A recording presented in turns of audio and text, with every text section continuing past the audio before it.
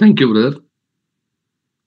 கிறிஸ்து இயேசுவுக்குள் அன்பாய் அழைக்கப்பட்டுள்ள அன்புக்குரிய சகோதர சகோதரிகளே, உங்கள் யாவருக்கும் முதலாவது கிறிஸ்து இயேசுவுக்குள்ளான அன்பின் வாழ்த்துக்களை இந்த ஒரு மாலை வேளையிலே கூட தெரிவித்துக் கொண்டு, விசேஷமாக நம்முடைய தேவன் கொடுத்ததான ஒரு மாபெரும் ஒரு கிருபை நிமித்தமாக கூட வால்யூம் 5 இருக்கக்கூடிய விஷயங்களை நாம் பரையன் ஸ்டடி மூலமாக நாம் கற்றுக்கொண்டு வருகிறோம். அதன் அடிப்படையில் பார்க்கும்பொழுது இப்பொழுது நம்ம சாப்டர் 2ல இருக்கிறோம்.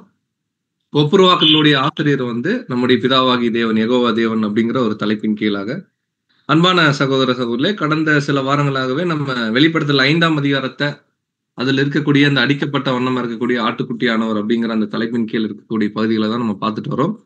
ஸோ இப்ப முதலாவதாக ஒரு கேள்வி என்ன அப்படின்னு பார்க்கும் பொழுது, கடந்த வாரம் நம்ம படிச்ச காரியத்துடைய ஒரு மிக சுருக்கத்தை அன்பு சகோதர சகோதரர்கள் யாரேனும் விருப்பமுள்ளவர்கள் கரங்களை உயர்த்தி சொல்ல முடியும் அன்போடு கேட்டுக்கொள்கிறோம். அதுக்கப்புறம் இந்த வாரம் இருக்கக்கூடிய பகுதிக்குள்ள நம்ம போகலாம். சகோதரி மலர் அவர்கள் நீங்க சொல்லுங்க. பிரதர் கேக்குதுங்களா பிரதர்? கேக்குதுங்க. லாஸ்ட் கிளாஸ்ல நம்ம என்ன பார்த்தோம்னா, இந்த மீட்பின் திட்டம் முழுவதும் நம்ம பிதாவாகிய தேவன் அவரோட குமாரனாகிய இயேசு கிறிஸ்துவின் மூலம் செய்கிறார். கிறிஸ்துவும் தேவனுக்கு ரெப்ரசன்டேட்டிவா இருந்து மனுக்குலத்திற்கு சத்தியத்தை வெளிப்படுத்துறாருன்னு பார்த்தோம். சோ நம்ம பிதாவாகிய தேவனுக்கும் நம்ம ஆண்டவராகிய இயேசு கிறிஸ்துவுக்கும் கனத்திலும் மகிமையிலும் அதிகாரத்திலும் நிறைய டிஃபரன்ஸ் இருக்கு. அதை எபிரேயர் வசனங்கள்ல நம்ம ஆதாரமா பார்த்தோம். அடுத்தது இயேசு கிறிஸ்து தமது விலையேற பெற்ற இரத்தத்தையும் ஜீவனையும் முதலும் இறுதியுமா பலி செலுத்தி சபைக்கு பரிந்து பேசுகிறவராகவும் உலக மக்களுக்கு மத்தியஸ்தராகவும் எல்லாரையும் தேவனோடு ஒப்புரவாகிற ஊழியத்தை செய்து முடிக்கிறார். அதனால அவரை பிரதான ஆசாரியன்னு சொல்றோம். அப்புறம் எபிரேயர் 12:2 அந்த வசனத்துல அவர் தமக்கு முன் வைத்திருந்த சந்தோஷம். சோ எதை குறித்து இயேசு கிறிஸ்து சந்தோஷப்பட்டாருன்னா, தேவனுடைய சிந்தையா இருந்து தேவன் விரும்பினதை செய்தார். அதனால அவருக்கு சந்தோஷம். விழுந்து போன மனுக்குலத்தை மீட்டு எடுத்து அவர்களை சீர்திருத்தி செய்வதுல அவருக்கு சந்தோஷம் இருந்தது. இயேசு கிறிஸ்து மகிமைக்கு போறார், அதை குறித்து அவர் சந்தோஷப்பட்டார். அவர் கூட சரீரமா இருக்க போகிற 1,44,000 பேரை கூட்டிட்டு போறதுனால சந்தோஷம். 1,44,000 பேருக்கு தலையா இருக்கிறார், அதை குறித்து அவருக்கு சந்தோஷம். விழுந்து போன மனுஷனை தேவனோடு ஒப்புரவு செய்ய போகிறார், அதை குறித்து சந்தோஷம். சோ லோகோஸாய் இருந்ததை விட பூமியில அவரை தாழ்த்தி தேவனுக்கு கீழ்ப்படிய அவருக்கு ஒரு வாய்ப்பு கிடைத்தது, அதுல அவருக்கு சந்தோஷம். சோ இந்த எல்லா சந்தோஷத்தையும் நினைத்துதான் அவர் இவ்வளவு அவமானத்தை நிறைந்த அந்த பாடுகளை கிறிஸ்து தயக்கமின்றி அவர் அதை சகித்தாருன்னு பார்த்தோம். சோ இதன் பலனாக மகிமையில தேவனோடு வலது பரிசத்துல தேவ தூதர்களுக்கும் அதிகாரங்களுக்கும் வல்லமைக்கும் அவர் எல்லாவற்றுக்கும் கீழ்ப்படிந்து இருந்தாருன்னு பார்த்தோம்.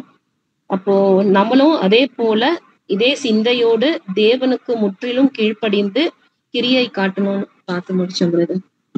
ஓகே, சோ அருமையா சகோதரி அவர்கள் சொன்னாங்க. சோ எல்லா தூதர்கள் மற்ற எல்லா காரியத்துக்கும் மேலாக தேவன் என்ன பண்றாருன்னா உயர்த்தினார்ன்றதை குறித்து நம்ம பார்த்தோம். ஸோ அதனுடைய தொடர்ச்சியை நம்ம இந்த வால்யூம் 5 அந்த செகண்ட் சாப்டருடைய கான்செப்டை நம்ம நல்லா புரிஞ்சுக்கணும் அப்படின்னு பார்க்கும் பொழுது, பிதாவாகிய தேவன் அவருடைய தன்மை என்ன, கர்த்தராகிய இயேசு கிறிஸ்துடைய தன்மை என்ன, தேவனுடைய பிளானை கம்ப்ளீட்டா எக்ஸிக்யூட் பண்ணது நம்முடைய ரட்சகர் தான், எந்த ஒரு மாற்று கருத்துமே இல்லை. ஆனா இதுக்கு ஆத்தர் யாரு அப்படின்னு பார்க்கும்பொழுது பிதாவாகிய தேவன், அவருடைய பிளான் தான் ஆண்டவர் எக்ஸிக்யூட் பண்றாரு. அதுல இருக்கக்கூடிய வித்தியாசங்கள் என்ன, அவங்க 2 பேருக்கு இருக்கக்கூடிய தன்மைகள் இருக்கக்கூடிய வித்தியாசங்கள் என்ன அப்படிங்கறதான் இந்த சாப்டர் முழுக்கமே சகோதரர் அவர்கள் எழுதுவாங்க. ரொம்ப எளிமையா நம்ம புரிஞ்சுக்கிற மாதிரி நம்ம சொல்றதா இருந்துச்சுன்னா, இந்த ட்ரினிட்டியில நம்ம பிதாவாகிய தேவனுக்கும் கர்த்தராகிய இயேசு கிறிஸ்துவுக்கும் இருக்கக்கூடிய வித்தியாசங்களை குறித்து நம்ம படிப்போம் இல்லைங்களா, அந்த விஷயங்கள்ல டீட்டெயிலா பல வசனங்களை சகோதரர் அவர்கள் என்ன பண்ணியிருக்காங்கன்னா கையாண்டிருக்காங்க. ஸோ இந்த வாரத்துல இருந்து நம்ம படிக்கக்கூடிய போர்ஷன் எல்லாம் கூட ஒரு விஷயமா சொல்லுவார். எப்படி இன்னைக்கு பெயர் கிறிஸ்தவர்கள் இந்த கான்செப்டை தவறா புரிஞ்சுக்கிறாங்க, பிதாவாகிய தேவனும் கர்த்தராகிய இயேசு கிறிஸ்துவும் ஒண்ணுதான் அப்படிங்கிற மாதிரி அந்த வசனத்தை கோட் பண்ணி எப்படி அவங்க ராங்கா புரிஞ்சுக்கிறாங்க, நம்ம எப்படி ரைட்டா நம்ம புரிஞ்சுக்கணும், எது சத்தியம்ங்கிறத ஒரு பாயிண்ட்லயும் என்ன பண்றாருன்னா கிளாரிஃபை பண்ணுவார். பின்னாடி ஒரு பேஜுக்கு அப்புறம் நம்ம படிக்கக்கூடிய விஷயங்கள் எல்லாமே. ஸோ இப்போ நம்ம எங்கிருந்து நம்ம இந்த வாரத்துக்கு உண்டான போர்ஷன் நம்ம தியானிக்கலாம் அப்படின்னு பார்க்கும்பொழுது, சகோதரி கம்ப்ளீட் பண்ண இடத்துல இருந்து, ஸோ பாவிகளுக்காக தம்மை தாமே பலியாக கொடுத்த இயேசு கிறிஸ்துவின் அற்புதமான கீழ்ப்படிதல் அப்படிங்கிற ஒரு பேரால இருந்து நம்ம வாசிக்கலாம். ஸோ யார் வாசிக்கிறீங்க? நீங்க கரங்களை உயர்த்துறீங்களா? நீங்க வாசி.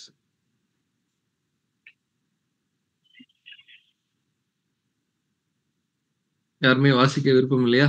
ஓகே. அன்பு சகோதரி ரோஸ்லின் அவர்கள் நீங்க வாசி. பாவிகளுக்காக தம்மை தாமே பலியாக கொடுத்த இயேசு கிறிஸ்துவின் அற்புதமான கீழ்ப்படிதலுக்காக பிதாவாகிய தேவன் அவரை பரலோக மகிமையினாலும் கனத்தினாலும் உயர்த்தினார் என்பதை இந்த வேத வசனங்கள் தெளிவாக காண்பிக்கின்றன. அவையெல்லாம் இயேசுவை பிதாவென்று ரூபகாரப்படுத்தவில்லை என்பதோடு பிதாவின் ஸ்தானமாகிய சிங்காசனத்தை அவர் எடுத்துக்கொள்ளவில்லை என்பதையும் காண்பிக்கிறது. ஆனால் வலது பக்க சிங்காசனமே அவருக்கு அளிக்கப்பட்ட மகிமையாகும். கிறிஸ்துவை மேன்மையான நிலைமைக்கு செல்லும்படி அருள் செய்த பரலோகத்தின் தெய்வீக தந்தை கனத்திலும் மகிமையிலும் எல்லாவற்றிலும் எல்லாரையும் விட உன்னத நிலைமையில் இருக்கிறார். இயேசுவை பிரதான ஸ்தானமாகிய வலது பரிசத்தில் சிங்காசனத்தில் பங்கு பெறும்படியாக செய்து பரலோக ராஜ்யத்தை பரிபலிக்க அருள் செய்து தூதர்களையும் வான சேனைகளையும் அவருக்கு கீழ்ப்படுத்தினார். பிதாவினால் இயேசுவுக்கு கொடுக்கப்பட்ட வல்லமையை குறித்தும் அவர் உயர்த்தப்பட்ட நிலைமையை குறித்தும் அப்போஸ்தலர் மிகவும் அழுத்தமாக எழுதினாலும் அதில் எந்த வசனத்திலும் அவர் பிதாவுக்கு சமமாக உயர்த்தப்பட்டதாகவோ அல்லது பிதாவுக்கு மேலாக உயர்த்தப்பட்டதாகவோ கூறவில்லை. எனவே 1000 வருட அரசாட்சியை குறித்து அவர் எழுதும்போது எல்லா சத்துருக்களையும் தமது பாதங்களுக்கு கீழாக்கி போகும் வரைக்கும் அவர் ஆளுகை செய்ய வேண்டியது. பரிகரிக்கப்படும் கடைசி சத்துரு மரணம். சகலத்தையும் அவரது பாதங்களுக்கு கீழ்ப்படுத்தினாரே, ஆகிலும் சகலமும் அவருக்கு கீழ்ப்படுத்தப்பட்டதென்று சொல்லி இருக்கும்போது சகலத்தையும் அவருக்கு கீழ்ப்படுத்தினவர் கீழ்ப்படுத்தப்படவில்லை என்பது வெளிரங்கமாயிருக்கிறது. சகலமும் அவருக்கு கீழ்ப்பட்டு இருக்கும் போது தேவனே சகலத்திலும் சகலமாய் இருப்பதற்கு குமாரன் தாமும் தமக்கு சகலத்தையும் கீழ்ப்படுத்தினவருக்கு கீழ்ப்பட்டு இருப்பார் என்றும் கூறுகிறார். Thank you sister. ஸோ அன்புக்குரிய சகோதர சகோதரிகளே, இந்த பேராகிராஃப்ல வந்து கடந்த பேராகிராஃப்ல பிரதர் எழுதின கண்டென்ட்டோடைய அப்படியே கண்டினியூஷன் வராரு. அப்படி எல்லாவற்றுக்கும் மேலாக நம்முடைய ஆண்டவர் உயர்த்தப்பட்டாலும் பிதாவாகிய தேவனுடைய தன்மைக்கும் அவர் இருக்கக்கூடிய தன்மைக்கும் இருக்கக்கூடிய அந்த வித்தியாசங்களை என்ன பண்றாருன்னா போட்டுட்டு காமிக்கிறாரு. முதலாவது ஒரு கேள்வி என்ன அப்படின்னு பார்க்கும் பொழுது, சகலத்தையும் செய்து முடிச்ச பிறகு தேவன் அவர் என்ன பண்ணாருன்னா உயர்த்தினார். அப்படி உயர்த்தும் போது அவர் பிதாவாகிய தேவனுடைய ஸ்தானத்துக்கு ஈக்குவலா போகல அப்படிங்கிறத பிரதர் வந்து சொல்றார்.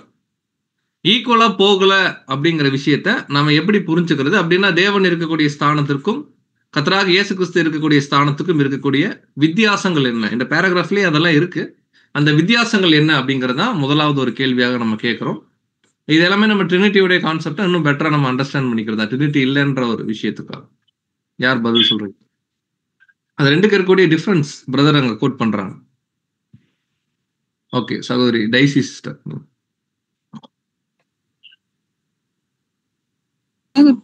அவரு பிதாவாகிய தேவன் இயேசு கிறிஸ்துவ அவரு பரலோகத்துல மகிமையிலும் கனத்திலும் உயர்த்தினாரு. எப்படின்னா வலது ரைட் அவருடைய வலது வாசத்துல உட்கார வச்சு அவரை மகிமைப்படுத்தினாரு, கனம்படுத்தினாரு. ஏன்னா அவர் செய்த ஒரு ஈடுபலிக்கு அது அவருக்கு கொடுத்த ஒரு மாபெரும் கிஃப்ட். Okay sister. ரொம்ப எளிமையா சகோதரி அவர்கள் சொல்லிட்டாங்க. அதாவது தேவன் அவர்களை உயர்த்துறாரு, நம்முடைய ரட்சகரை உயர்த்தி அவர் வலது பார்சத்துல என்ன பண்ணாருன்னா உட்கார செய்தாருன்னு. இப்ப கேள்வி என்ன அப்படின்னு பார்க்கும் பொழுது, அப்ப நம்முடைய ஆண்டவராக இயேசு கிறிஸ்து லோகோஸா இருக்கும் பொழுது, அதாவது இந்த மனுக்குலத்துக்கு இந்த ரட்சிப்பின் திட்டத்துல தன்னை பலியாக கொடுப்பதற்கு முன்பாக அவர் பிதாவாகிய தேவனுடைய வலது பார்சத்துல சிங்காசனத்துல இல்லையா அப்படின்னு ஒரு கேள்வி கேட்டா அதுக்கு என்ன பதில் சொல்லலாம்? ஒருவேளை இல்லை அப்படின்னா அவர் என்னவாக இருந்தார் அப்படிங்கறத நம்ம சொல்லணும். ஒரு வின்சென்ட் அவர்கள் நீங்க.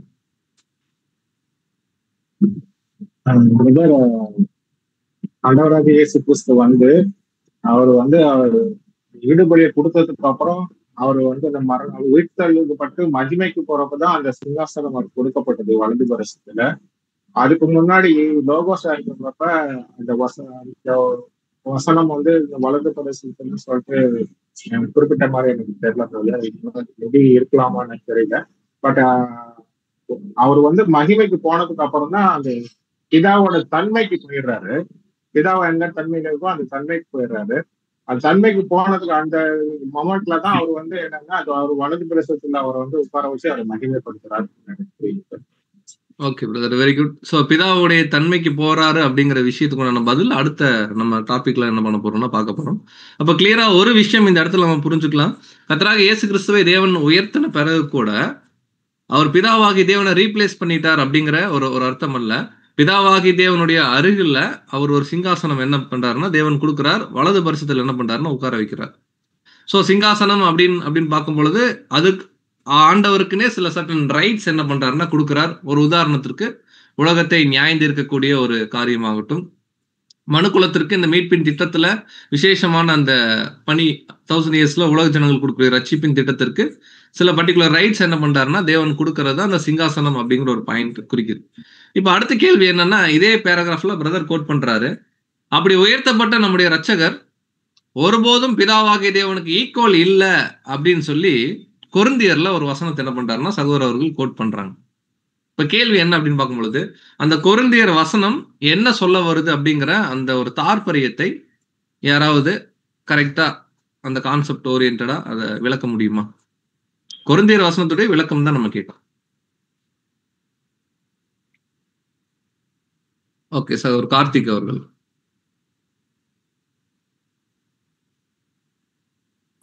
பிரதர் கேக்குதுங்களா? பிரதர் கேக்குதுங்க.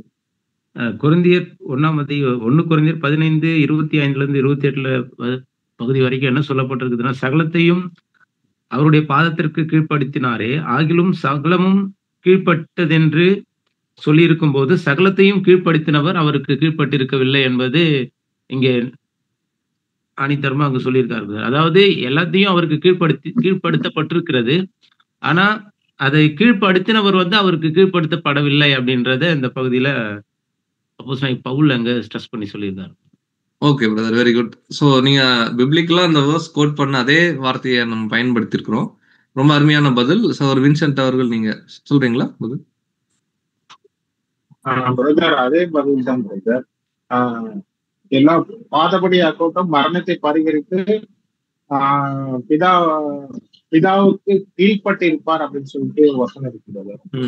இந்த வசனமும் வந்து என்ன சொல்லுதுன்னா, பிதாவோட ஸ்தானத்துக்கு அந்த ஸ்தானத்துக்கு போகல, அவருக்கு கீழ்பட்டு இருப்பாருன்னு தான் அந்த வசனம் சொல்லுது. ஓகே. ஸோ இங்க சகோதரர் அவர்கள் கொடுத்த விளக்கம், உங்களுடைய விளக்கத்துக்கு நன்றி. அங்க அப்போஸ்தலருடைய ரைட்டிங்ல பிரதர் ஒரு பாயிண்ட் செஸ் பண்றாரு. என்னதான் அப்போஸ்தலர்கள் உதாரணத்துக்கு பவுலுடைய எழுத்துக்கள் எல்லாம் இயேசு கிறிஸ்து உயர்த்தப்பட்டார் அப்படின்னு சொல்லி ரொம்ப ஆணித்தனமாக ஸ்ட்ராங்கா எழுதினாலுமே நாம எப்படி புரிஞ்சுக்க கூடாதுன்றதை எழுது போகும்போது பிதாவாகிய தேவனுக்கு ஈக்குவல், அதாவது அவர் வந்து ரீப்ளேஸ் பண்ணக்கூடிய ஒரு தன்மையில நம்முடைய ரட்சகர் போகல. இப்ப மட்டும் இல்ல, எப்பொழுதுமே நம்முடைய ரட்சகர் பிதாவாகி தேவனுக்கு கீழ்பட்ட ஒரு நிலைமையில, இன்னும் சொல்ல போனா கீழ்ப்படிதல் உள்ள ஒரு நிலைமையில தான் காணப்படுவார் அப்படிங்கிறதுக்கு ஒரு ஸ்கிரிப்சர் கொடுக்குறார். ஸோ அடிக்கடி நமக்கு தெரிஞ்ச வசனங்கள் தான். பட் அந்த வசனம் எப்படி இருக்குன்னா, சகலத்தையும் கீழ்ப்படுத்தினவர் கீழ்ப்படுத்தப்படவில்லை இப்படின்ற வார்த்தை திரும்ப திரும்ப வரும். ரொம்ப எளிமையா அந்த வசனத்தை எப்படி புரிஞ்சுக்கலாம்னா, பிதாவாகிய தேவன் எல்லாத்தையுமே இயேசு கிறிஸ்து கீழே விட்டார், அவர் கண்ட்ரோல்ல தான் எல்லாமே. ஆனா பிதாவாகிய தேவனுக்கு கீழே தான் ஆண்டவர் அப்படிங்கிற ஒரு பாயிண்ட் தான் இந்த வசனம் செஸ் பண்ணுது. அது ஆண்டவர் எப்படி பாக்குறாருன்னா, அவர் கொள்ளையாடுகிற பொருளா என்ன இல்லை, பிதாவாகிய தேவனுக்கு ஈக்குவலா இருக்கிறத எப்பொழுதுமே தேவனுக்கு கீழ்பட்ட ஒரு குமாரனாக தான் நம்முடைய ரட்சகர் இருக்கார் அப்படின்றத நம்ம பார்க்கணும். ஒருவேளை மகிமையின் சரீரத்துல சபையின் பிள்ளைகளாகிய நாம் உயிர்த்தெழுதல்ல அந்த ஒரு மேன்மையான நிலையை அடைஞ்சா கூட எப்பொழுதும் கர்த்தராகிய இயேசு கிறிஸ்துவுக்கு கீழான ஒரு ஜீவிகளாக தான் நம்ம ஜீவிப்போம். ஈவன் தான் நமக்கு வந்து அழியாமை தேவன் கொடுத்தாலுமே நம்ம அதை வந்து கிளைம் பண்ணிக்க மாட்டோம். இதுதான் உண்மையான சபையுடைய தன்மை. அதே போலதான் தேவன் உயர்த்திட்டார், உயர்த்தினா கூட உயர்த்தப்பட்ட நம்முடைய ரட்சகர் எப்பொழுதும் நான் தேவனுக்கு கீழ்பட்டவர் தான் அப்படிங்கிறத ஒருபோதும் அவர் மறக்க மாட்டார். இதேதான் சபையின் பிள்ளைகள் 144,000 இருக்கக்கூடிய விஷயமா இருக்கு. அப்ப இந்த பேராகிராஃப்ல பிரதர் என்ன கோட் பண்றாங்க அப்படின்னு பார்க்கும் பொழுது, இயேசு கிறிஸ்துவ தேவன் உயர்த்திட்டார். உயர்த்தினதை எப்படி புரிஞ்சுக்க வேணாம்னா, தேவனுடைய சிங்காசனத்தை ரீப்ளேஸ் பண்ணிட்டாருன்னு புரிஞ்சுக்க வேணாம். தேவன் அவருடைய வலது பார்சத்துல அவர் உட்கார வச்சிருக்கார். அவருக்கே உண்டான கனம் மகிமை என்ன பண்றாருன்னா தேவன் கொடுக்கிறாரு. அதே அப்போஸ்தலர்கள் ஆணித்தனமாக அங்க குறிப்பிட்டாலுமே நாம எளிமையா புரிஞ்சுக்க வேண்டியது, எப்பொழுதுமே பிதாவாகிய தேவனுக்கு கீழ்ப்பட்டவராக, என்ன சொல்ல போனா கீழ்ப்படிதல் உள்ளவராக நம்முடைய ரட்சகர் இருப்பாரு அப்படிங்கிற ஒரு பாயிண்ட். சோ பிதா வேறு, குமாரன் வேறு, அவங்களுக்கு இருக்கக்கூடிய மகிமையில அவங்களுடைய புரிதலின் அடிப்படையில, என்ன சொல்ல போனா அவங்களுடைய கிறிஸ்துவுடைய தாழ்மையின் அடிப்படையில அது வேறு பிரியுதுன்றது என்ன பண்றாருன்னா கோட் பண்றாரு. அப்ப இப்படி இருக்க பிதாவாகிய தேவனுடைய தன்மை என்னவாக இருக்குது அப்படிங்கறதான் அடுத்த ஒரு டாபிக்ல எழுதுறார். அந்த டாபிக் என்னன்னு பார்க்கும்போது, தம்மில் தாமே ஜீவனுடையவர் யார் அப்படின்னு பார்க்கும் பொழுது பிதாவாகிய தேவன். சோ இதுல நம்ம நிறைய கேள்விகளோட என்ன பண்ணலாம்னா நம்ம சிந்திக்கலாம். சோ இந்த பகுதிகளை நம்ம என்ன பண்ணலாம்னா ஒரு பேரா பை பேராவா நம்ம வாசிக்கலாம். சோ இந்த ஃபர்ஸ்ட் பேராவை வாசிக்கிற சகோதர சகோதரிகள் கரங்களை உயர்த்தி நீங்க வாசிக்கலாம். சகோதரர் கார்த்திக் அவர்கள் வாசிக்கலாம். செகண்ட் பேரா வந்து சகோதரி எலிசபெத் அவர்கள் நீங்க வாசிக்கலாம். இதை நம்ம டிஸ்கஸ் பண்ணி முடிச்சுட்டு. தம்மில் தாமே ஜீவனுடையவர், சர்வ வல்லமையுள்ள தேவன் தமது பெயரை யெகோவா என்று குறிப்பிட்டுள்ளார். இந்த பெயரின் பொருள் என்னவென்றால், தம்மில் தாமே ஜீவனுடையவராக இருப்பவர் அல்லது சாகாமையுள்ளவர் என்பதாகும். சர்வ வல்லமையுள்ள தேவன் என்னும் நாமத்தினால் நான் ஆபிரகாமுக்கும் ஈசாக்குக்கும் யாக்கோபுக்கும் தரிசனமானேன். ஆனாலும் யெகோவா என்னும் என் நாமத்தினால் நான் அவர்களுக்கு அறியப்படவில்லை. யாத்திராகமம் 6ஆம் அதிகாரம் 3ஆம் வசனம். இதற்கு பின்னர் தன் ஜனத்தாரிடத்தையே இந்த யெகோவா என்ற பெயரால் பேசினார். பழைய ஏற்பாட்டில் இந்த யெகோவா என்ற பெயர் நூற்றுக்கணக்கான இடங்களில் காணப்பட்ட போதிலும் மொழிபெயர்ப்பாளர்கள் அதனை மறைத்துவிட்டு கர்த்தர் என தவறாக மொழிபெயர்த்து விட்டனர். இருந்த போதிலும் கர்த்தர் என்று தடித்த எழுத்துக்களில் அச்சிடப்பட்ட இடங்கள் எல்லாம் யெகோவாவையே குறிக்கும் என்பதை தெரிந்து கொள்ளலாம். அடுத்த பேராகிராஃப் அந்த 2 வரிகளையும் வாசிங்க. தேவன் இஸ்ரேலருக்கு கொடுத்த முதலாவது கட்டளையில், உன் தேவனாகிய கர்த்தர் நானே, என்னையன்றி அதாவது எனக்கு நிகராக உனக்கு வேறு தேவர்கள் அதாவது வல்லமையுள்ள உண்டாயிருக்க வேண்டாம். உன் தேவனாகிய கர்த்தராயிருக்கிற நான் எரிச்சல் உள்ள தேவனாயிருக்கிறேன். யாத்திராகமம் 20ஆம் அதிகாரம் 2 முதல் 5 வசனங்கள் என்று குறிப்பிடுகின்றார்.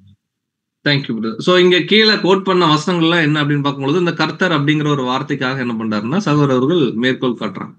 சோ இப்ப முதலாவது விஷயம் என்ன அப்படின்னு பார்க்கும்பொழுது, தம்மில் தாமே ஜீவன் உடையவரா இருக்கிறார் யார் அப்படின்னு பார்க்கும்பொழுது பிதாவாகிய தேவன் அப்படின்னு பார்க்கிறோம். சோ இந்த தலைப்பிலே நம்ம ஒரு கேள்வியா நம்ம கேட்கலாம், தம்மில் தாமே ஜீவன் உடையவரா இருக்கிறார் அப்படிங்கிற விஷயம் பிதாவாகிய தேவனை குறித்து சொல்லப்பட்டிருக்கு. அப்படின்னா என்ன? தம்மில் தாமே ஜீவன் உடையவரா இருக்கிறது அப்படின்றது என்ன? இதான் நம்ம கேள்வியை கேட்கிறோம். இதுக்குண்டான பதில யார் சொல்றது?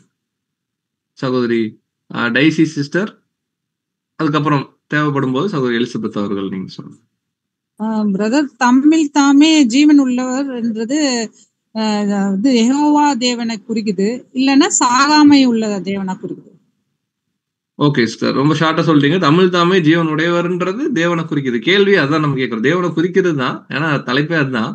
அப்படின்னா என்ன? தமிழ் தாமே ஜீவன் உடையவரா இருக்கிறதுனா என்ன? அப்படி சாகாமை உள்ளவர், சாகாமை. சோ அவருக்கு மரணம் இல்லை அப்படிங்கிற ஒரு பதில நீங்க குறிப்பிட்டீங்க. Very good.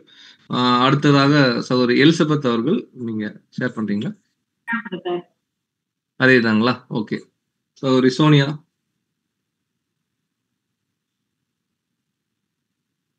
Self existing one அப்படின்னா அவருக்குன்னு ஒரு தனியாக ஒரு பவர் இருக்கு. அவரை வந்து யாரும் கிரியேட் பண்ணல. அவருக்குள்ள வந்து ஹி ஹாஸ் லைஃப். ஸோ அவரால் எப்படி சொல்றது, அவருக்குள்ள இருந்து ஜீவன் பிறக்குமே தவிர அவர் நோபடி யாருமே அவரை வந்து கிரியேட் பண்ணல அப்படின்றது. பிளஸ் இட்டர்னலுக்குமே அவர் வந்து அவருக்குள்ள வந்து ஜீவன் இருக்கு. இட்டர்னலி அவர் வந்து ஜீவனோட இருக்கிறாரு அப்படின்றது செல்ஃப் எக்ஸிஸ்டிங் ஒன் அப்படின்றது. Thank you sister. சகோதரி சொன்ன பதில் ரொம்ப அருமையான பதில். அதாவது தமிழ் தாமே ஜீவன் உடையவரா இருக்கிறது அப்படின்னா செல்ஃப் எக்ஸிஸ்ட். அதாவது அவர்கிட்ட இருந்து நிறைய உயிர்கள் வந்து பிறக்குமே தவிர அவர் ஆல்ரெடி இருக்கிறாரு அப்படின்ற ஒரு பாயிண்ட். ஸோ 2-3 பேர் மறுபடியும் ஹேண்ட் ரைஸ் பண்ணியிருக்காங்க. சென்னை எக்லீஷியான்ற ஹேண்ட் ரைஸ் ஆயிருக்கு. அதுல இருந்து